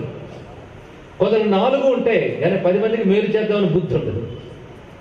అంటే అన్ని సుగుణాలు ఒక దగ్గర ఉండడం కష్టం అని తెలిపోయింది. అనేది చెప్పండి ఇక్కడ. అటువైపు ధర్మం ఉండాలి, జ్ఞానం ఉండాలి, సుగుణాలు ఉండాలి, ధర్మాన్ని దెబ్బతీసేవాడు కనబడితే కొట్టగలిగే పరాక్రమం ఉండాలి, జాతిని కాపాడగలిగేటువంటి శక్తి ఉండాలి. ఇన్ని ఉంటాయండి. కొందరు పాపం ధర్మం చెప్తారు, జ్ఞానం చెప్తారు కానీ బలం ఉండదు. ఒక్కసారి ఊహించుకుంటే అలాంటి వ్యక్తి ఉంటే ఎంత బాగుంటుంది అనిపిస్తుంది కదా మనకి. బలం, ధర్మం, జ్ఞానం, గుణం, సౌందర్యం, 10 మందిని అనుగ్రహించగలిగే శక్తి, ఇన్ని ఒక చోట ఎవరికైనా ఉంటాయా? పైగా ప్రతి గుణం పరిపూర్ణంగా ఉండడం, అది ఒకటి గొప్పదండి. కొందరికి బలం ఇవాళ ఉంటుంది, రేపు ఉండదు. ఒక ఆయన అన్నాడు, ఏమండి ఇంత బలంగా ఉన్నారే ఎందువల్ల అంటే, that is secret of my energy అన్నాడు. అంటే వాడు తాగితేనే తింటేనే బలంగా ఉంటాడు, లేకపోతే ఉంటాడు అనమాట. అదే బలం. సహజంగా బలం ఉండాలి, ఉన్న బలం ఎప్పుడు ఉండాలి, సంపూర్ణంగా ఉండాలి. అలాగే సత్యం, ఉదాహరణకు ఒక గుణం తీసుకుందాం, సత్యం. కొందరు సత్యం పలుకుతారు అప్పుడప్పుడు సత్యం పలికితే ఏంటంటే ఎప్పుడు సత్యం పలకాలి. ఇలాంటివన్నీ గుణాలు, ఒక్కొక్క గుణం పరిపూర్ణంగా ఎప్పుడు, ఒకటి నిండుగా ఉండాలి, పరిపూర్ణంగా ఉండాలి, ఎప్పుడు ఉండాలి. అలా ఎవరి దగ్గర సాధ్యమవుతుందండి? సాధ్యం కాదంటారు కదా.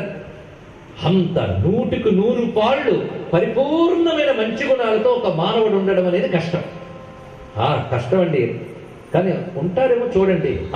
దేవుడే దిగి రావాలండి అలా ఉండాలంటే. అలా దిగి వచ్చిన దేవుడే రాముడు అండి, ఇది తెలుసుకోవాలి. అది దేవుడు దిగొచ్చాడు. మానవుడు అంటే ఎలా ఉండాలో పరిపూర్ణంగా చూపించడానికి దిగి వచ్చిన వాడు రాముడు. కనుక రాముడు అంటే ఇప్పుడు ఎవరు? గొప్ప మానవుడు ఒప్పుకోవాలి, కానీ అంతటితో ఆగకూడదు. పరిపూర్ణ మానవుడు ఎలా ఉండాలో దిగి వచ్చి చెప్పిన పరమాత్మ రాముడు. అది రాముడు రెండూ కనబడుతుంటాయి. పరిపూర్ణమైన మానవుడు ఎలా ఉంటాడో కనబడుతుంటాడు, ఆయనలోనే పరమేశ్వరుడి నారాయణుడు కనబడుతుంటాడు. ఇక్కడ రాముడు ఆ రెండిటి యొక్క కలయిక. ఆయన మానవుడిగా చేసిందంతా నీకు ఆదర్శము, ఆయనలో ఉన్న భగవంతుడు నీకు ఆరాధ్యం. ఇది తెలుసుకోవాలి ఇక్కడ. కనుక రాముడిలో రెండు ఉన్నాయి, ఆదర్శం, ఆరాధ్యం.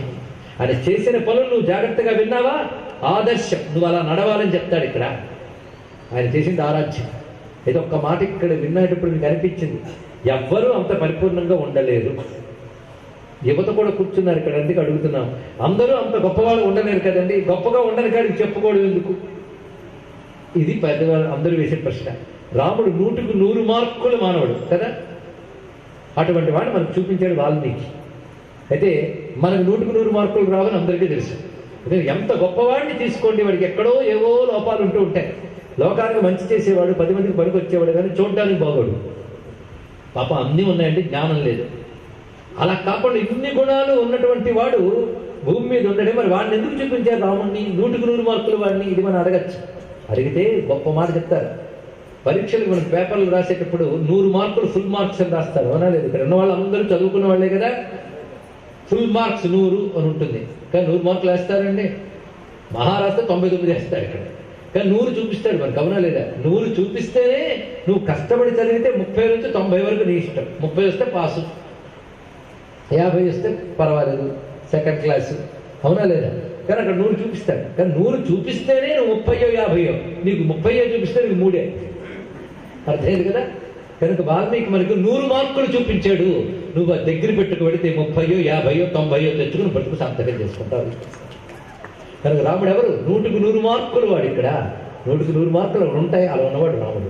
అది రాముడిని మనకు చూపించాడు. అది రామావతారం పరిపూర్ణమైంది. అంతేకాదు ఇక్కడ రహస్యం ఉందండి. ఎవడైనా సరే సమర్థుడైన వాడు ఏ పని చేసినా పరిపూర్ణంగా చేస్తాడు, అవునా లేదా? ఇక్కడ అందుకు మానవుడిగా భగవంతుడు వచ్చినప్పుడు, భగవంతుడు కదా దాన్ని బాగా చేశాడు. భగవంతుడు ఏది చేసినా గొప్పగా చేస్తాడు. కనుక భగవంతుడు రాముడై వస్తే గొప్పగా చేస్తాడు, భగవంతుడు మత్స్యమై వస్తే గొప్పగా చేస్తాడు, భగవంతుడు వరాహమై వస్తే గొప్పగా చేస్తాడు, భగవంతుడు సింహమై వస్తే బాగా చేస్తాడు, భగవంతుడు గురువుగా వస్తే గొప్పగా చేస్తాడు, ఏ రూపం ధరించి చేస్తాడు. అందుకైనా గొప్ప మానవుడు ఎలా ఉంటాడో చూపించడానికి వచ్చాడు. అయితే భగవంతుడు మానవుడిగా రావడానికి కారణం ఏంటి?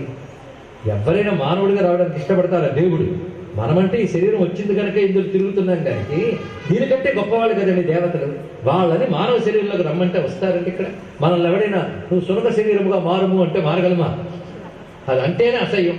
అదే మన గద కుక్క బతుకుని తిడతాం, కానీ కుక్క ఎప్పుడు తిట్టుకోదు తెలుసుకోండి. ఇక్కడ దానికది గొప్ప బతుకు అనిపిస్తుంది ఇక్కడ.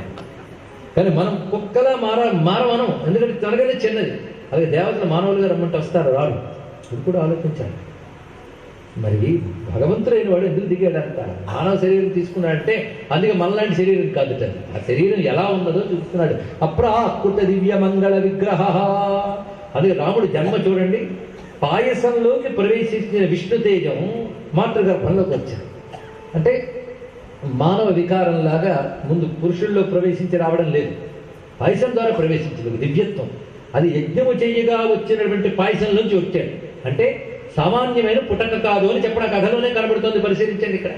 మరి యజ్ఞం జరుగుతున్నప్పుడు ఏం జరిగింది అక్కడ? పుత్రకామిష్టి చేశాడు దశరథ మహారాజు. దానికి ముందు అశ్వమేధ యాగం చేశాడు, చివరికి పుత్రకామిష్టి యాగం చేశాడు. ఋష్యశృంగ మహర్షి అక్కడ ఉన్నాడు, వశిష్ఠులు వారు ఉన్నారు. పుత్రకామిష్టి యాగం చేసినప్పుడు అక్కడికి దేవతలందరూ కూర్చుని సమావేశం ఏర్పాటు చేసుకున్నారు. అందులో దేవతలు కబుర్లు చెప్పుకుంటున్నారు, ఏంటి కష్టాలు. మనం పేరుకి దేవతలుగా ఉన్నాం, కానీ మన పెత్తనం అంతా రావణాసురుడి. ఇది ఇక్కడ మన పిలకలన్నీ వాడి చేతిలో ఉన్నాయి, వాడు ఎలా చెప్తే అలా నడవాలి. సూర్యుడు తన కష్టం చెప్పుకుంటున్నాడు.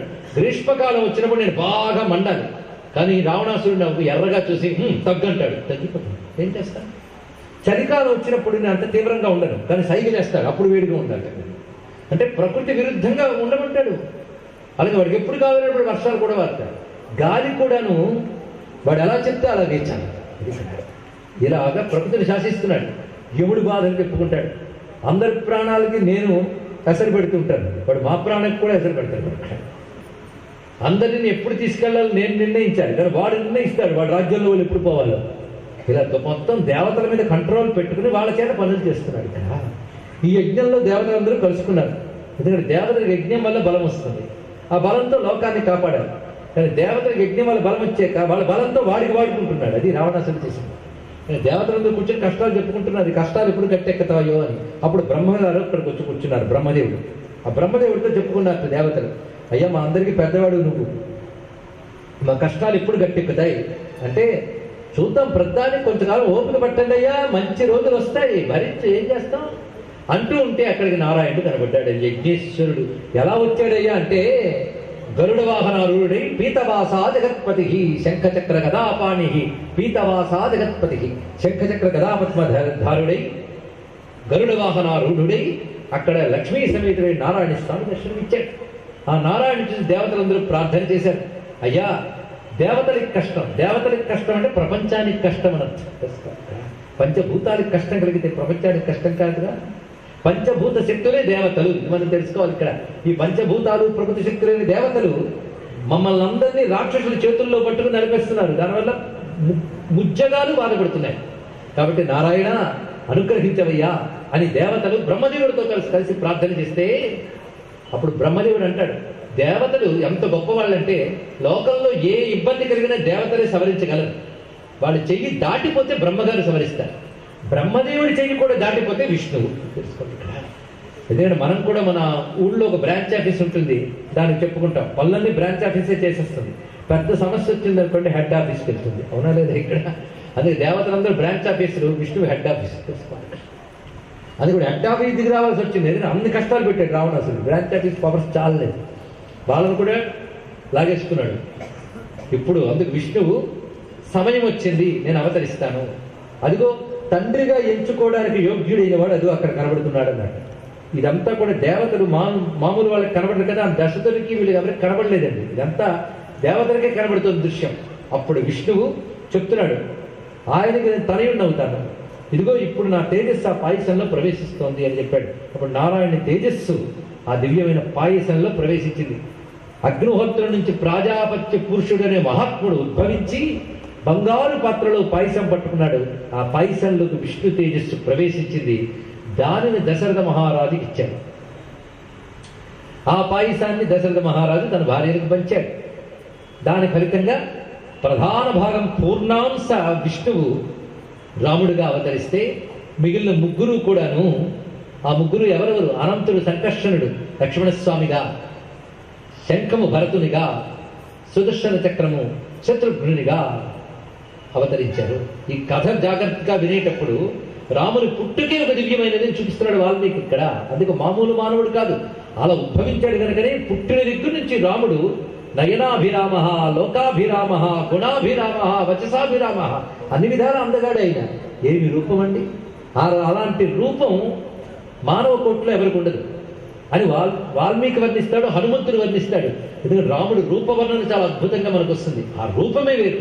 8 అడుగుల రాజానుబాహుడు, దృఢమైన శరీరం, తేజస్సు. అందుకే ఆ రూపాన్ని ఎవరు ధ్యానిస్తారంటే బ్రహ్మదేవుడు, శివుడు మొదలైన దేవతలు ధ్యానిస్తారు. మానవ రూపాన్ని ఎవరు దేవతలు ధ్యానించరు. రాముడు రూపాన్ని దేవతలు ధ్యానిస్తున్నారు. అంటే అర్థం ఏమిటి? రాముడు మామూలు మానవుని వలే కనబడుతున్నా మామూలు మానవుడు కాడు. ఆయనలో ఉన్న దివ్యత్వము సంపూర్ణమైన నారాయణత్వము. అందుకే ఆ మూర్తిని ధ్యానిస్తున్నది బ్రహ్మదేవుడు, రుద్రుడు మొదలైన వారు ధ్యానం చేస్తున్నారు. ఇలా అన్నాడు. అది నామం ఎలాంటిదో రూపం ఎలాంటిదో తెలిసింది కదా. నామం తారక మంత్రం, రూపం దేవతలు కూడా ధ్యానించే రూపం. చరిత్ర మోద సదనమగు పటు చరితము అన్నాడు ఇక్కడ. ఆనందకరమైన దృఢమైన కథ. రామకథ వింటూ ఉంటే ఆనందం కలుగుతుంది. ఇక్కడ కొంతమంది నేను విన్నానంటే ఆనందం కలగలేదు అన్నాడు. దానికి అన్నమాచార్య ఒక మాట చెప్పారు, జబ్బు పడ్డ నాలికకి పంచదార కూడా చేదుగానే ఉంటుందయ్యా, పాపం అంటిన మనస్సుకి రామకథ చేదుగా. అంటే రామకథ రుచించలేదంటే ఎక్కడో ఏదో లోపం ఉందన్నమాట. ఇది తెలుసుకోండి. ఇక్కడ ఆకలి పుట్టలేదంటే డాక్టర్ గారి దగ్గరికి వెళ్ళాలి, అంతేకన్నా గొప్ప లక్షణం అని చెప్పుకోకూడదు. నాకు ఆకలి లేదండి అంటే డాక్టర్ దగ్గరికి వెళ్ళవయ్యా అని. అలాగే రామకథ కావాలి అనేటువంటి జిజ్ఞాస వాళ్ళ లోపల పుణ్య విశేషం ఉంటుందండి ఇక్కడ. అది రామకథలో ఉన్న గొప్పతనం. ఆ రామకథ ఏంటంటే మోద పటు రెండు చెప్పాడు. మోద అంటే వింటున్నంతసేపు ఆనందం, నీ ధర్మం గట్టిపడిపోతుంది ఇక్కడ. అంటే ఆనందం కలిగిస్తూ ధర్మాన్ని బలం చేస్తుందండి. ఎంత బాగుందో చూడండి ఇక్కడ. అంటే కొన్ని ఆరోగ్యం కోసం తింటాం కానీ రుచిగా ఉండవు, అవునా లేదు? ఇక్కడ షుగర్ పేషెంట్ కాకరకాయ రసం తాగితే చాలా మంచిదిగా, కానీ తాగితే ఎంత అసహ్యంగా ఉంటుందండి. కానీ రుచిగా ఉండాలి, ఆరోగ్యం బాగుండాలి, రెండూ ఇస్తే రక్షణ దేనికుంటుంది? మా రామకథకు ఉంది. వింటున్నంతసేపు ఆనందం కలుగుతుంది, బ్రతుకుల్ని బాగు చేసి ధర్మాన్ని ఇస్తుంది. ఇక్కడ కేవలం ధర్మం చెప్తే చేదుగా ఉంటుంది, రాముడితో కలిపి చెప్తే మధురంగా ఉంటుంది. అందుకు అందమైన ధర్మాన్ని అద్భుతమైన రామకథతో కల్పించి ఒక ఔషధంగా అందించాడు వాల్మీకి. ఇప్పుడు 3 గుర్తుపెట్టుకున్నారు కదా: రామనామం, రామరూపం, రామచరిత్ర. అటువంటి దివ్య చరిత్ర వింటే ఏమొస్తుందో చెప్తున్నారు ఇక్కడ. కనీసం ఇక్వాల్టి నుంచి మీరందరూ గుర్తుపెట్టుకోవాలి ఏంటంటే వాల్మీకి రామాయణం పుస్తకం ప్రతి ఇంట్లో ఉండాలి. ఇది నేను చెప్తాను ఇక్కడ, అవునా లేదా? ప్రతిజ్ఞ తీసుకుందాం కార్తీక మాసంలో. అరే ఎవరో మీ ఇంటికి వస్తారు, అమ్మాయి అక్కాయని, మధ్యాహ్నం మీ వాళ్ళు పాపం ఉద్యోగాలకు పనులకు వెళ్ళిపోయినప్పుడు మీ ఇంటి తలుపు కడతారు. తలుపు కట్టి వెంటనే ఇదిగో ఈ గ్రంథం చదువుము, ప్రార్థనకు రమ్ము అనగానే సిగ్గులో కూడా పుచ్చుకుంటాం. పుచ్చుకోవద్దని అనగానే సరే అక్కాయి కూర్చో అని చెప్పండి. కూర్చో అని చెప్పి టీ తాగుతావా కాఫీ తాగుతావా అని అడగండి. నేను మనందరం అతిథి మర్యాదలు తెలిసిన వాళ్ళం కదా. కూర్చున్నాక ఆమె ఈ గ్రంథం తీసుకొనుము అంటే సరే కానీ నా గ్రంథము నువ్వు తీసుకొనుము అని రామాయణం ఒకటి చేసి మొయ్యలోకి కింద పడిపోతుంది. తెలుసుకోండి ఇక్కడ మంత గ్రంథం అండి రామాయణం. రామాయణం అందుకే వాడికి పాపం ఎంత మోసినా ఒక్కటే. మరి మీరు ఇవ్వాలే కానీ 7 కాండల రామాయణం, కృష్ణ పరమాత్మ చెప్పిన భగవద్గీత, అది మీకు సరిపోకపోతే 18 పర్వాల మహాభారతం, దేవీ భాగవతం, శివపురాణం, ఒకటేమిటండి కావలసినన్ని పరిశుద్ధమైన పుణ్య గ్రంథాలు మన కోట్ల కలుగుతున్నాయి. ఎందుకు ఒక్కొక్కడు పట్టుకుని వేలాడే వాళ్ళ కోసం బాధ మనకి. ఒక్కడి మీరు వాడికి ఇవ్వండి, వాడు వెళ్ళిపోతాడు. ఎందుకు చేయట్లేదు మనం? ఇందులో ఇతర మతాలు మనం ఏమీ అనట్లేదు, అసలు పేరేనే ఎత్తేమా లేదు కదా. మరేమిటి? మనది మనం తెలుసుకోండి. ఇది మీ దగ్గర 1,00,000 పుస్తకాలు ఉంచుకుని అవతల వాడు ఇచ్చేది ఏంటండి? మీ ఇంటి నిండా సుష్టిగా అన్ని వంటలు వండించుకున్నారు. వాడు అమ్మ ఈ లేహ్యం నాకమ్మా అనిస్తాడు. నాకెందుకు అమ్మా, నా దగ్గర గోల్డ్ అని వంటలు వండుకున్నాడు శుభ్రంగా అని తెలుసుకోండి.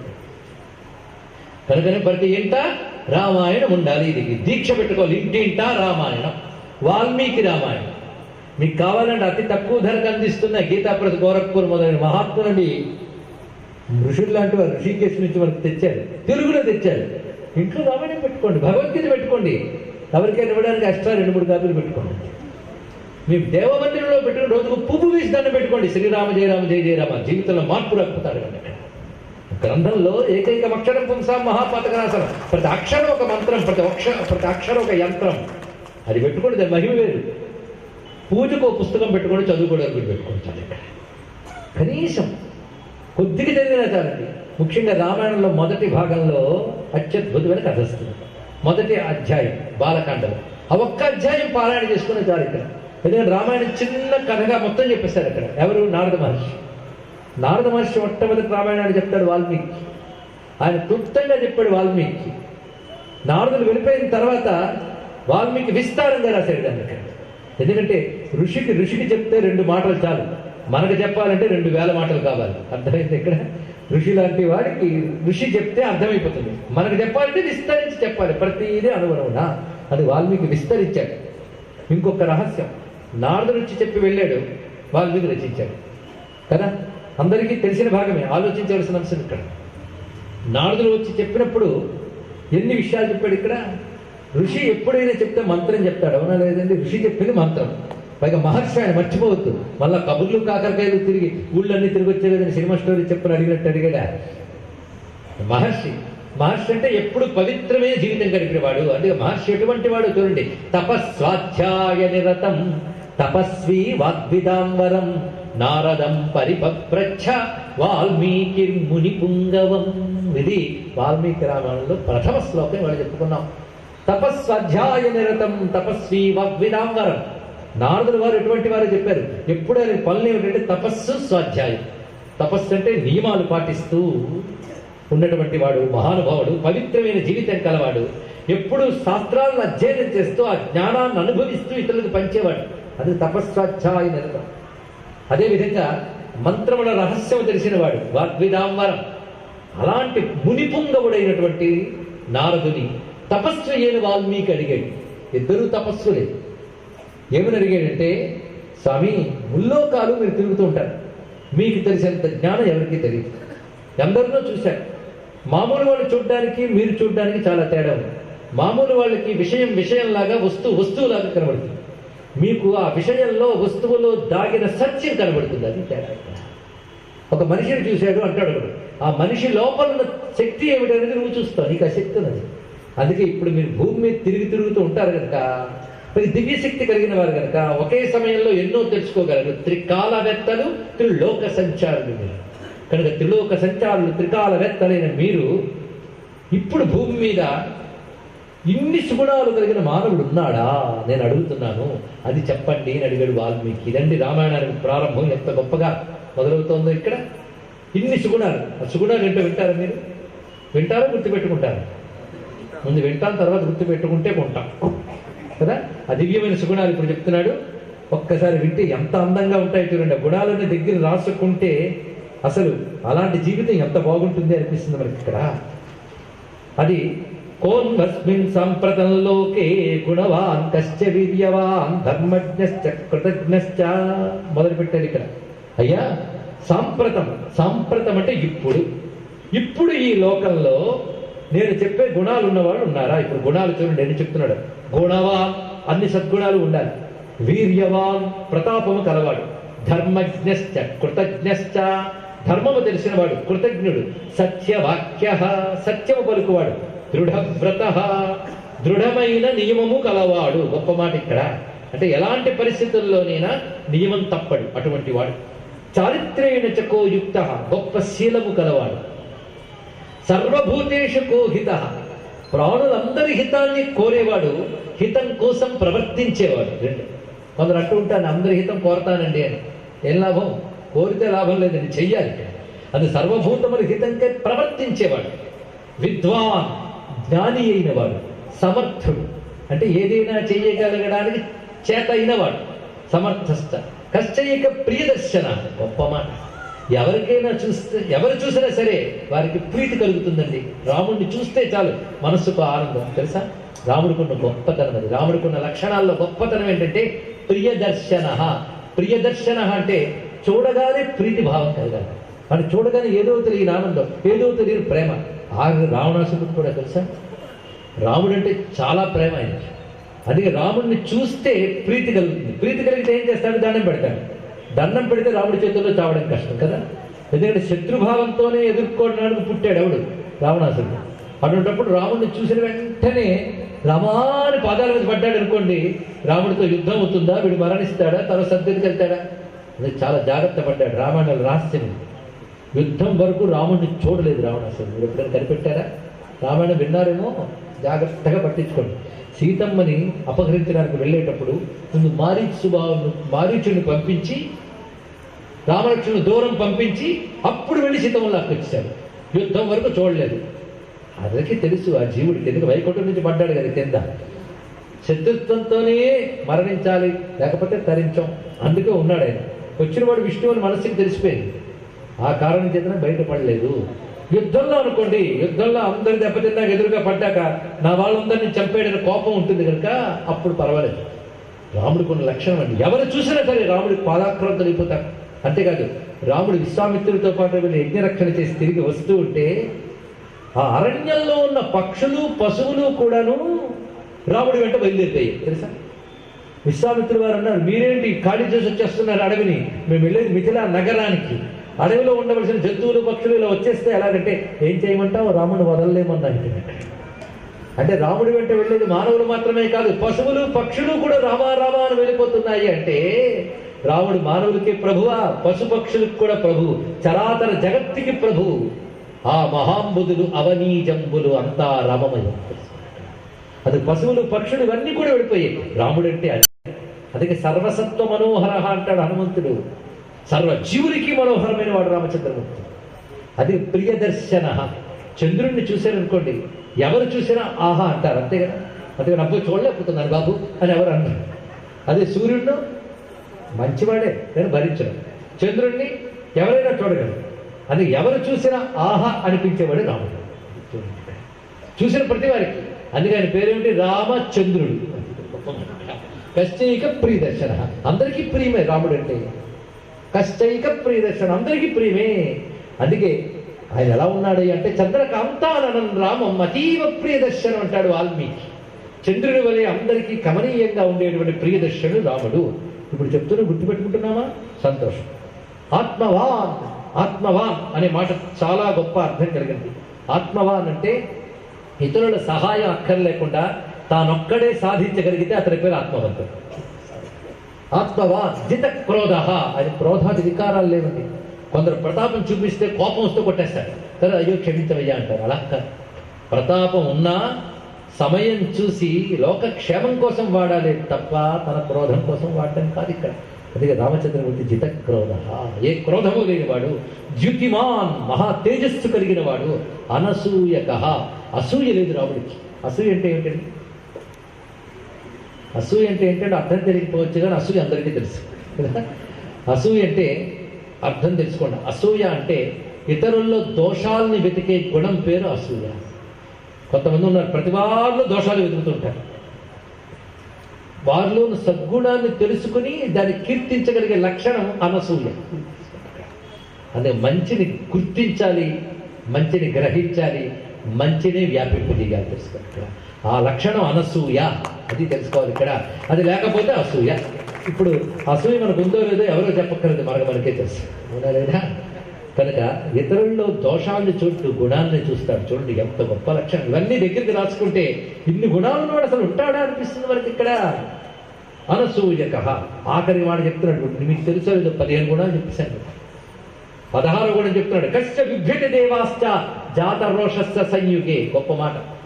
ఎవడికి కానీ యుద్ధంలో కోపం వస్తే, సంయుగం అంటే యుద్ధం, యుద్ధంలో కానీ కోపంగా చూస్తే దేవతలు కూడా ఎవరి దగ్గర గడగడలాడతారో అటువంటి వాడు.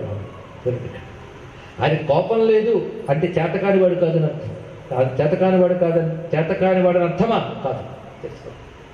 చేతకాని వాడు కాడు రాముడు, సర్వసమర్థుడు. ఒక ఆయన అన్నాడు, నేను కోపంగా ఉంటే నువ్వు తట్టుకోలేవులే అన్నాడు. అంటే నిజంగా వీడు కోపం చూపిస్తే వీడు బతకడు, 10 మంది కొడతారు. అంటే దీని అర్థం ఏమిటి? సమర్థుడే కూడా కోపాన్ని కంట్రోల్ చేసుకోవాలి. ఇది గొప్ప విషయం కదా. కానీ అవసరమైతే కోపం ప్రయోగించాలి. ఇది చూస్తున్నాడు ఆయన. కానీ కోపం చూపించాడా ప్రపంచం గడగడలాడుతుంది అన్నాడు. ఇక్కడ దేవతలు గడగడలాడతారు. అంటే రామాయణం అంతా ఇందులో ఉందండి. ఇక్కడ చెట్ట చివరికి యుద్ధకాండ గాథలో కనబడుతుంది, మీకు పరిశీలించండి. యుద్ధకాండలో రావణ సంహారానికి ఆయన నిలబడ్డప్పుడు దేవతలు గడగడలాడు. అలాగే నేరుగా వెళ్ళి చంపేశాడా? రావణుడు అపచారం చేశాడు, అపకారం చేశాడు. అయినా యుద్ధానికి వెళ్లే ముందు వాళ్ళ తమ్ముడికి అభయం ఇచ్చాడు. వాళ్ళ తమ్ముడికే కదయ్యా, వాడు వచ్చి పాదాల మీద పడి ఇక తప్పు చేయాలంటే వాడికి అభయం ఇస్తానన్నాడు. పాపం రామచంద్రమూర్తి. ఇంకోడైతే పని చేస్తాడండి, నా భార్యను అపహరించిన కలిగి చంపేస్తానంటాడు. రాముడు ఎంత దయామయుడు. తప్పు తెలుసుకుని వచ్చి పాదాల మీద పెడితే విడిచిపెడతానన్నాడు. అప్పుడు కూడా ఎంత దయ. దయ లేకపోతే ఈ మాట అనలేరండి. ఇక్కడ కేవలం ప్రతాపం ఉన్నవాళ్ళు ఈ మాట అనలేరు, దయ ఉన్నవాడు ఆ మాట అనగలడు.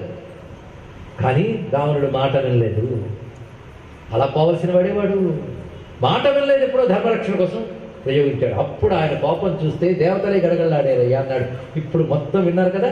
మరొక్కసారి 16 గుణాలు వినండి. గుణవాన్ కశ్చ వీర్యవాన్ ధర్మజ్ఞశ్చ కృతజ్ఞశ్చ సత్యవాక్యో దృఢవ్రతః చారిత్రేణ చ కో యుక్తః సర్వభూతేషు కో హితః విద్వాన్ కః కస్సమర్థశ్చ కశ్చైక ప్రియదర్శనః ఆత్మవాన్ కః జిత క్రోధః ద్యుతిమాన్ కో అనసూయకః కస్య బిభ్యతి దేవాశ్చ జాత రోషస్య సంయుగే. 16 గుణాలు. ఈ గుణాలున్నవాడు ఉన్నాడా ఇప్పుడు భూమి మీద? నేను వాళ్ళని వెళ్ళి అడగను, నేను ఒక్కడిని అడిగితే చాలు. అడగను. వచ్చిన వాళ్ళందరినీ అడుగుతూ ఉంటే తలొకడు చెప్తాడు. అందరిని అడగక్కర్లేదు, నేను ఒక్కడిని అడిగితే చాలు. ఎవడి సత్యం పలుకుతాడో, ఎవడికి సత్యమే తెలుస్తుందో వాడిని అడిగితే చాలు. మహర్షే త్వం సమర్థోసి జ్ఞాతుమేవం విధం నరం. ఎంత అద్భుతమైన మాట అన్నాడు. ఓ మహర్షి, అటువంటి వాడిని తెలుసుకోగలిగే శక్తి మీకు మాత్రమే ఉంది. ఎందుకేమిటి మహర్షి అంటే మహర్షికి ఉంది. మహర్షికి ఆ శరీరంలో ఉన్న జీవుడు ఎవరు తెలుస్తాడు, ఇతరుడు తెలియదు. ఇప్పుడు మీరు మహర్షి దగ్గర కనబడ్డా అనుకోండి, ఇప్పుడు మీ పేరు, మీ ఊళ్ళో అందరూ చెప్తారు, మీ రూపం కూడా. కానీ మహర్షి మీ గత జన్మ ఏమిటి, ఎక్కడి నుంచి వచ్చారు, ఏ ఏ పుణ్యాలను వహిస్తున్నారు, ఏ పాపాలను ఇస్తారో చెప్తాడు.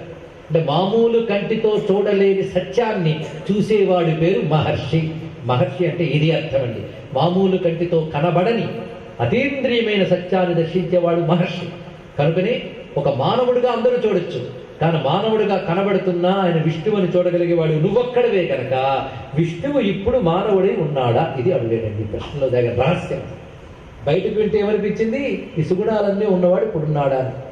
దీన్ని మరో కోణంలోంచి వస్తే చెప్తే వింటారా?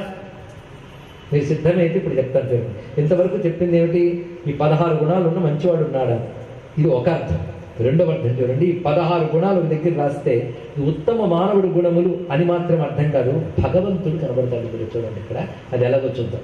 భగవంతుడు అంటే ఏమిటో ఒక్కటి చెప్పుకుంటే చాలు. సృష్టి, స్థితి, లయ 3 చేసేవాడు భగవంతుడు, అంతే కదా. భగవంతుడు ఈ 3 చేస్తాడు. ఆ 3 ఇందులో ఉన్నాయి, మీరు పరిశీలించండి. సృష్టి చేయకముందు భగవంతుడు నిర్గుణుడు, సృష్టి చేసేటప్పుడు సగుణుడు. భారతీయ హిందూ వాంగ్మయం తెలిసిన వాళ్ళందరికీ రహస్యం తెలుసు, నిర్గుణ సగుణ. ఎందుకంటే ప్రపంచమంతా త్రిగుణాలతో ఉన్నది. ఏమిటా 3? అంటే కలిగిండి వాళ్ళు అంటే అన్ని తెలిసి నేను వచ్చాను.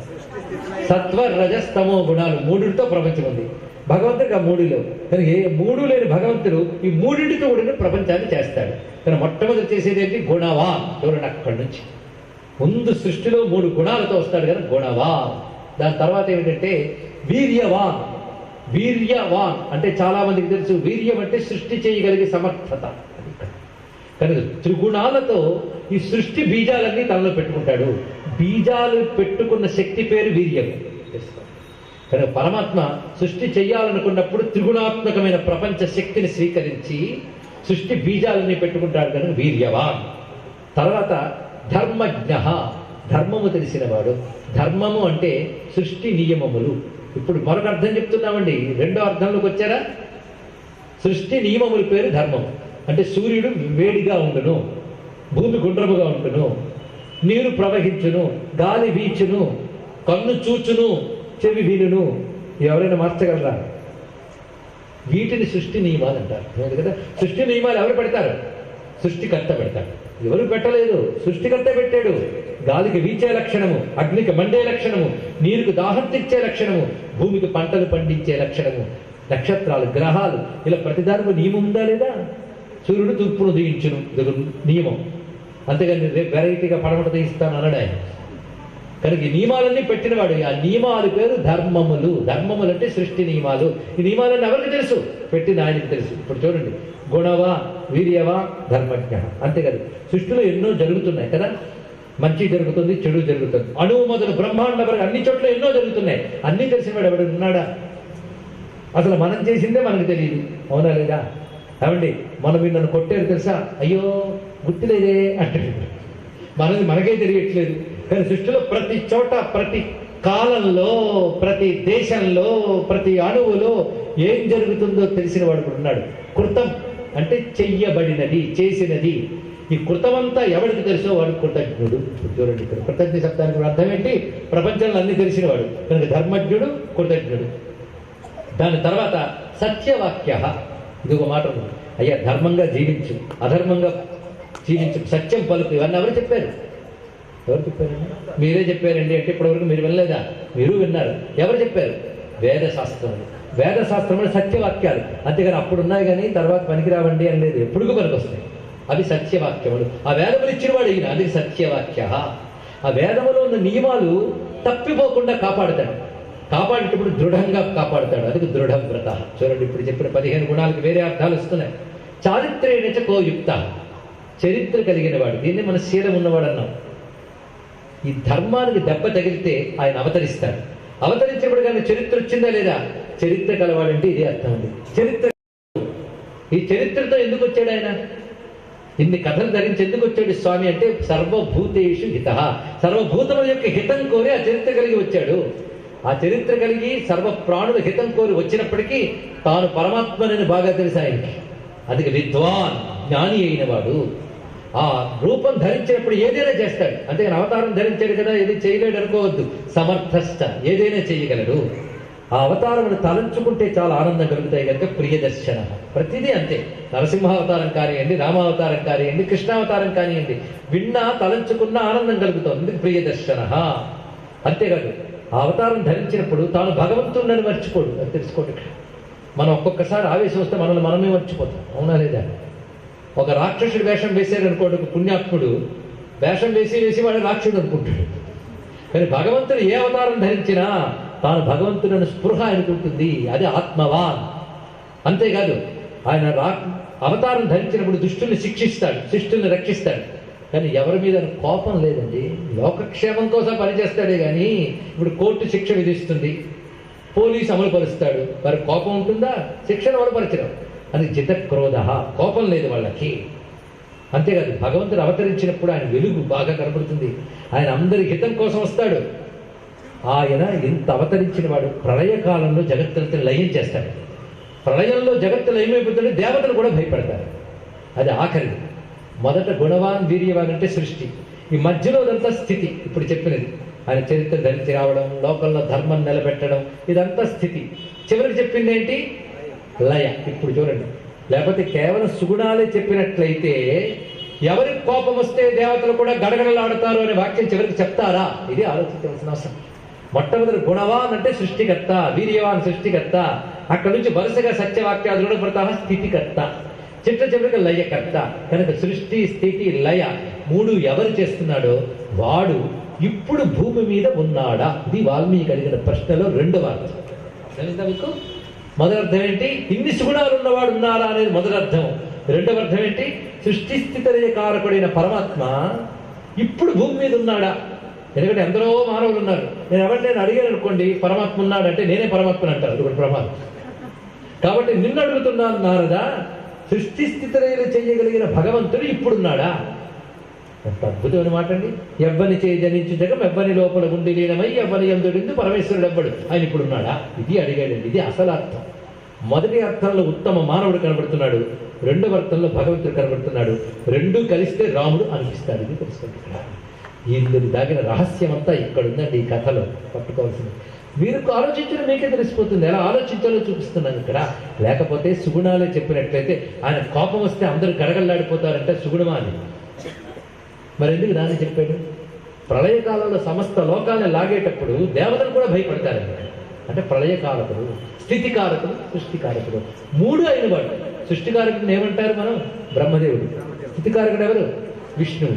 లయకారకుడు ఎవడు? రుద్రుడు. ముగ్గురు కలిసిన పరమాత్మ ఎవడు? ఆయన రాముడు. తెలుసుకోండి ఇక్కడ. అక్కడ రామ అంటే సంబంధ్యమా? రాముడు అంటే బ్రహ్మ విష్ణు శివాత్మకమైనటువంటిది. అది శివుడవో మాధవుడవో కమల భవుడవో ఎవరిని నిర్ణయించిరిరా నిన్నెట్లా ఆరాధించిరిరా నరవరులు అన్నాడు త్యాగయ్య. శివుడు ఆయనే, మాధవుడు ఆయనే, కమలభవుడు అనగా బ్రహ్మదేవుడు ఆయనే. అందుకే అకార ఉకార మకారములు కలిస్తే ఓం, రకార అకార మకారములు కలిస్తే రామ్, అంతే అన్నాడు ఇక్కడ. రామన్నా ఓమన్నా ఒకటే. రకార అకార మకారములే బ్రహ్మ విష్ణు రుద్రుడు ముగ్గురు. అది రామా అనగానే సృష్టి స్థితి లయకారకుడైన పరమాత్మ అని తెలుస్తాడు. అది ఇప్పుడు రామ అంటే ఎంత గొప్ప భావం ఉన్నదండి ఇక్కడ. ఇంత గొప్ప భావం వాల్మీకి అడిగిన ప్రశ్నలో ఉంది. అయితే ఇది ఎవరికి అర్థమవుతుంది? నారదుడికి అర్థమవుతుంది. మామూలు వారికి అర్థమవుతుందా? అందుకే నారదుడు వెంటనే అలాంటి వాడు ఉన్నాడయ్యా, ప్రస్తుతం ఉన్నాడా అంటే ఉద్దేశం ఏంటంటే ఇప్పుడు అవతరించి ఉన్నాడా అని కదా నేను చూశాను. ఇక్ష్వాకు వంశ ప్రభువో రామో నామ జనస్థిత. ఇక్ష్వాకు వంశంలో పుట్టినటువంటి వాడు రాముడనే మహానుభావుడు ఉన్నాడు. ఈయన 16 చెప్తే మరో 16 కలిపాడు. ఆయన రూపం వర్ణిస్తాడు. ఎంత అందంగా ఉన్నాడంటే సుగుణాలన్నీ ఆయన దగ్గర ఉన్నాయి. బుద్ధిమాన్, నీతిమాన్, వాగ్మి, శ్రీమాన్, శత్రుని బర్హణ. బుద్ధిమంతుడు, నీతిమంతుడు, మంచి మాట నైపుణ్యం కలిగినటువంటి వాడు, శత్రు పరాక్రమాలను నిగ్రహించగలిగేవాడు, అందమైన భుజాలు కలవాడు, అత్యద్భుతమైన వక్షస్థలం కలవాడు, సన్నని నడుము కలవాడు, ప్రసన్నమైన వదనం కలవాడు, అందులో విశాలమైన నేత్రములు కలిగినటువంటి వాడు, దివ్యమైన దేహం కలిగినటువంటి వాడు. అంటే రాముడు గుణాలు చెప్పాడు, రాముడు రూపం చెప్పాడు. సత్పురుషులకి చాలా ఇష్టమైనటువంటి వాడు, అసత్పురుషులు గ్రహించలేనటువంటి వారు, సత్పురుషులు ఎప్పుడు ఆయన్నే ఆశ్రయిస్తారు. అటువంటి మహాత్ముడు అంటూ మరో 16 కలిపాడు. 16 కలిపితే ఏంటండి 32 గుణాలు చెప్తాడు. ఈ 32 గుణములు కలిగినటువంటి సర్వసమర్థుడు రామచంద్రమూర్తి. ఆయన ఎలా అవతరించాడంటే అంటూ ఆయన కథను తట్టి క్లుప్తంగా చెప్పాడు. ఎవరు? నారదుడు గారు సంక్షేపంగా చెప్తాడు. చెప్పి దశరథుని పుత్రుడిగా వచ్చిన వైనం మొదలుకుని పట్టాభిషేక అయి రాజ్యపాలన చేసి సమస్త భూమండలాన్ని అనుగ్రహించిన వరకు మొత్తం చెప్తాడండి సంక్షేపంగా చెప్పి. ఈ కథ విన్నావు కదా, ఈ కథ ఎవరు చెప్పినా ఎవరు విన్నా చెప్పిన వారికి విన్న వారికి ఆయురారోగ్యాలు వర్ధిల్లుతాయి, వాళ్ళ కుటుంబాలు క్షేమంగా ఉంటాయి, ఆ చోటు పాడి పంటలతో వర్ధిల్లుతుంది, ఆ ప్రాంతమంతా శాంతియుతంగా ఉంటుంది, అక్కడ పంచభూతాలు ప్రకోపం లేకుండా ప్రసన్నంగా ఉంటాయి. ఇది రామకథ మహిమనాయన అని నారదుడు వారు వాల్మీకి చెప్పి వెళ్ళిపోయారు.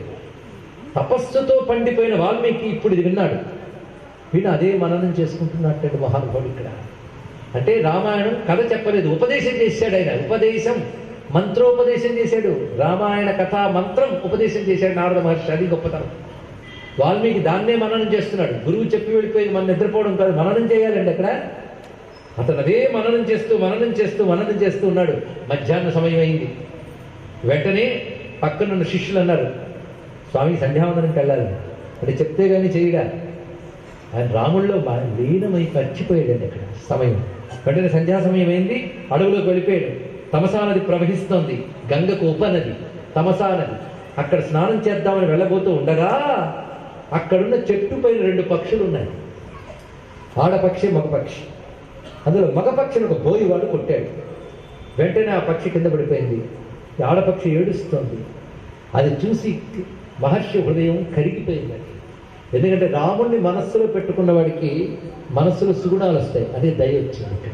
అదే రాముణ్ణి ధ్యానిస్తున్నాడు కదా, అది చూస్తూ అంతకుముందే అక్కడున్న తీర్థాన్ని చూశాడు. చూడు ఈ తీర్థం ఎలా ఉందో, సత్పురుషుడి మనస్సులో నిర్మలంగా ఉంది అంటాడు. కనుక అకర్దమమిదం తీర్థం భరద్వాజ నిశామయా రమణీయం ప్రసన్నాంబు సన్మనుష్య మనోయథ. పక్కనున్న శిష్యుడితో చెప్తున్నాడు, భరద్వాజుడితో, ఈ తీర్థం చూడండి నిర్మలంగా ఉందో, బురద లేదు, సత్పురుషుడి మనస్సులా ఉంది అన్నాడు వాల్మీకి. ఎంత గొప్పగా చెప్పాడండి ఇక్కడ. సత్పురుషుడి మనస్సు ఎలా ఉందో అలా ఉందయ్యా ఈ తీర్థము, బురద లేదు అన్నాడు. ఎవరా సత్పురుషుడు? అందరూ ఒక్కసారి చెప్పండి, ఎవరా సత్పురుషుడు? రాముడు. నోరారా రామ అంటారని నేను అనిపించాను. రాముడి మనస్సులా ఉంది అన్నాడు. అంటే రాముడి మనస్సు ఏమిటి? బురద లేని నీరు వంటిది. బురద అంటే అధర్మం, అది లేని నీరు నిర్మలంగా ఉన్నది, రమణీయంగా ఉంది. హాయిగా వాల్మీకి చూస్తూ ఉంటే ఈ బోయివాడేమో పక్షిని కొట్టాడు. ఆ పక్షి కింద పడి విలవెల్లాడుతాడు. అప్పుడు వాల్మీకి బాధ కలిగి, ఎంత పని చేసేవయ్యా, ఇలాగా చక్కగా ఉన్న పక్షిని కొట్టేవే, ఎక్కువ కాలం బతుకుతావా నువ్వు ఇలాంటి పనులు చేస్తే? హింస చేసేవాడు ఎక్కువ కాలం ఉండడు అని అన్నాడు. ఇంతే. దీన్ని సంస్కృతంలో అన్నట్టండి, మా నిషాద ప్రతిష్టాం త్వమగమ శాశ్వతి సమాహ యత్కంచ మిథునాదేక అవధి కామమోహితం. ఇది అన్నాడు ఇక్కడ. పక్షి జంటల్లో కామమోహితమైన మగపక్షిని కొట్టేవి కనుక నువ్వు ఎక్కువ కాలం ఉండకు, ఇది అన్నాడు ఇక్కడ. అంతే. బాధతో తిట్టాడు, అంతేగాని కోపంతో తిట్టాడా? బాధతో. అయ్యో తిట్టేనని బాధపడ్డాడు. తర్వాత పక్కన ఉన్న ఋషి అంటున్నాడు, అబ్బా తిడితే తిట్టారు కానీ మంచి శ్లోకంగా వచ్చిందండి అన్నాడు. అంటే వాల్మీకి తెలియకుండా నోటంట వచ్చిందండి ఆ మాట. ఆయనకే తెలియదు, ఆ నోటంట వచ్చింది. మా నిషాద ప్రతిష్ట. మా నిషాద సంస్కృతం తెలియకపోయినా అందరికీ అర్థమవుతుందండి ఇది. నిషాద అంటే బోయవాడ, మా అంటే వద్దు. ఏమిటొద్దు? ఎక్కువ కాలం ఉండద్దు. ఎందుకంటే నువ్వు మగపక్షిని చంపేవి కనుక, హింస చేసినందుకు ఎక్కువ కాలం జీవించవు, ఇది చెప్పాడు. అయ్యో తిట్టాను కదా అని బాధపడుతున్నాడు వాల్మీకి. ఆశ్రమానికి వెళ్ళిపోయి అప్పుడు బ్రహ్మ అక్కడికి వచ్చాడు. ఎంత గొప్ప శ్లోకం చెప్పావయ్యా. దాని నిండా రామకథ ఉందన్నట్టు. ఎలా ఉందో చూడండి. మా అంటే లక్ష్మి, వద్దు అని అర్థం ఒకటి ఉంది, లక్ష్మి అని ఇంకో అర్థం ఉంది. ఇప్పుడు ఈ అర్థం తీసుకుందాం. నిషాద అంటే నివాస, మా నిషాద అంటే శ్రీనివాస అని అర్థం. అంటే లక్ష్మీపతే అంటే సీతాపతే. ఇప్పుడు మా అంటే వద్దు అని అర్థం తీసేసి లక్ష్మిని అర్థం ఇచ్చారు. అప్పుడు ఇంక పక్కన అర్థం మారిపోయింది. ఏమని? ఎక్కువ కాలం బ్రతక వద్దు అన్నారు, వద్దు తీసేసాను. ఇప్పుడు ఎక్కువ కాలం బ్రతుకుని వచ్చింది. ఇప్పుడు ఓ లక్ష్మీపతే నువ్వు ఎక్కువ కాలం ఉండాలి. ఎందుకంటే కామమోహితమైన మగపక్షిని సంహరించారు గనక. కామమోహితమైన మగపక్షి అంటే రావణాసురుడు. రావణాసురు సంహారం చేసినందుకు సీతా సమేతుడైన రామచంద్ర నువ్వు కలకాలం క్షేమంగా ఉండాలి. ఇలాంటి దాని బయటకు అన్నప్పుడు ఏమున్నది? ఓ బోయివాడా నువ్వు మగపక్షం చెప్పే కనుక ఎక్కువ కాలం ఉండకు. అర్థం చూస్తే మారిపోయింది. అంటే తనకు తెలియకుండానే తన గుండెలోంచి రామాయణం పలికింది. అది రహస్యం ఇక్కడ ఉన్నది. ఏమిటది? నారదుడు చెప్పిన మాట విని విని విని రాముణ్ణే ధ్యానిస్తూ ఉంటే ఏది మాట్లాడినా రామాయణం వచ్చింది. అది రహస్యం ఇక్కడ. కాబట్టి నువ్వు రాయడం కాదు, నీ నుంచి రామాయణం బయటకు వస్తుంది అన్నాడు బ్రహ్మగారు. నీ నుంచి ప్రతి శ్లోకం రామకథ వస్తుంది. మఠం వేసి కూర్చో. సరస్వతీదేవి నేను అనుగ్రహించింది. ప్రవృత్తేయం సరస్వతి మచ్చందాదేవతే బ్రహ్మన్ ప్రవృత్తేయం సరస్వతి. నా సంకల్పం చేత సరస్వతి నీ యందు ప్రవేశించింది. నువ్వు రాస్తావు రామాయణం. జరిగిన రామకథ అంతా కూడా రహస్యంచ ప్రకాశంచ, లోపలున్నది బయట జరిగేది మొత్తం పాణవు అమలకం యథా, అరచేతులు ఉసిరికాయని కలబడుతుందన్నాడు. వెంటనే పఠం వేసి కూర్చున్నాడు వాల్మీకి. బ్రహ్మదేవుడు ఆశీర్వదించాడు. అంతేకాదు, నువ్వు రాయబోయే రామకథ భూమి మీద నీరు ఉన్నంతకాలం ఉంటుంది, గాలి ఉన్నంతకాలం ఉంటుంది, చెట్టు పుట్ట ఉన్నంతకాలం ఉంటుంది అన్నాడు ఆనాడు బ్రహ్మదేవుడు. ఈనాటికి అలాగే ఉంది రామాయణం, ఏనాటికి అలాగే ఉంటుంది రామాయణం. యావత్ స్థాస్యంతి గరయః సరితశ్చ మహీతలే తావద్ రామాయణ కథ లోకేషు ప్రచరిష్యతి. ఎంతకాలం భూమి మీద నీరు చెట్టు పుట్ట ఉంటాయో అంతకాలం రామాయణం ఉంది. ఇప్పుడు భూమి మీద నీరుందా, చెట్టుందా, రామాయణం ఉందా? ఏనాటి రామకథ ఈనాటికి ఉంది, ఏనాటికి ఉంటుంది. అదే మన బ్రతుకుని నడిపించే వెలుగై ఉంటుంది, జ్యోతిగా ప్రకాశిస్తుంది. అలా వాల్మీకి తపస్సుతో దర్శించిన రామకథ మహిమ ఈరోజు మనం చెప్పుకున్నాం. ప్రస్తావనగా రామనామ మహిమ, రామమూర్తి, రామకథ. రామకథ ఎలాంటి సందర్భంలో వచ్చిందో చెప్పుకుంటే రాముడు అంటే ఏమిటో మనకు అర్థమవుతుంది. కానీ గుణవాన్ కశ్య వీర్యావాన్ నుంచి కశ్య విద్య దేవాస్త వరకు 16 గుణాలు ఉత్తమ మానవుని గుణాలు మాత్రమే కాదయ్యా, సృష్టి స్థితులు చేసే భగవంతుడిని కూడా చెప్తున్నది ఇక్కడ. కనుక ఉత్తమ మానవ గుణములతో భగవంతుడు భూమి మీద అవతరించి ఇప్పుడున్నాడా అనే ప్రశ్నకి ఉన్నాడయ్యా రాముడు అన్నాడు నారద మహర్షి. అలాంటి రామకథ చెప్పుకుని ధన్యులం కాబోతున్నాం. అప్పుడు ఒక రోజు అయిపోయింది, 6 రోజులు ఉన్నాయి చాలు కదా. రామకథ ఆవిర్భావ ఘట్టం కూడా ఇవాడు వచ్చింది మనకి. తెలియకుండానే రామాయణం ఎలా వస్తుందో చూడండి. ఇక్కడ ఎలా ఆవిర్భవించాడు, పాయసంలోకి ప్రవేశించాడు. ప్రవేశించిన వాడు ఎవడు? విష్ణువు. ఆ జననంలోనే ప్రత్యేకత ఉన్నది కదా ఇక్కడ మనకి. తాను రావడంలోనే భగవంతుడు కనుక రాగలడు, ఇంకెవరైనా రాలేదు.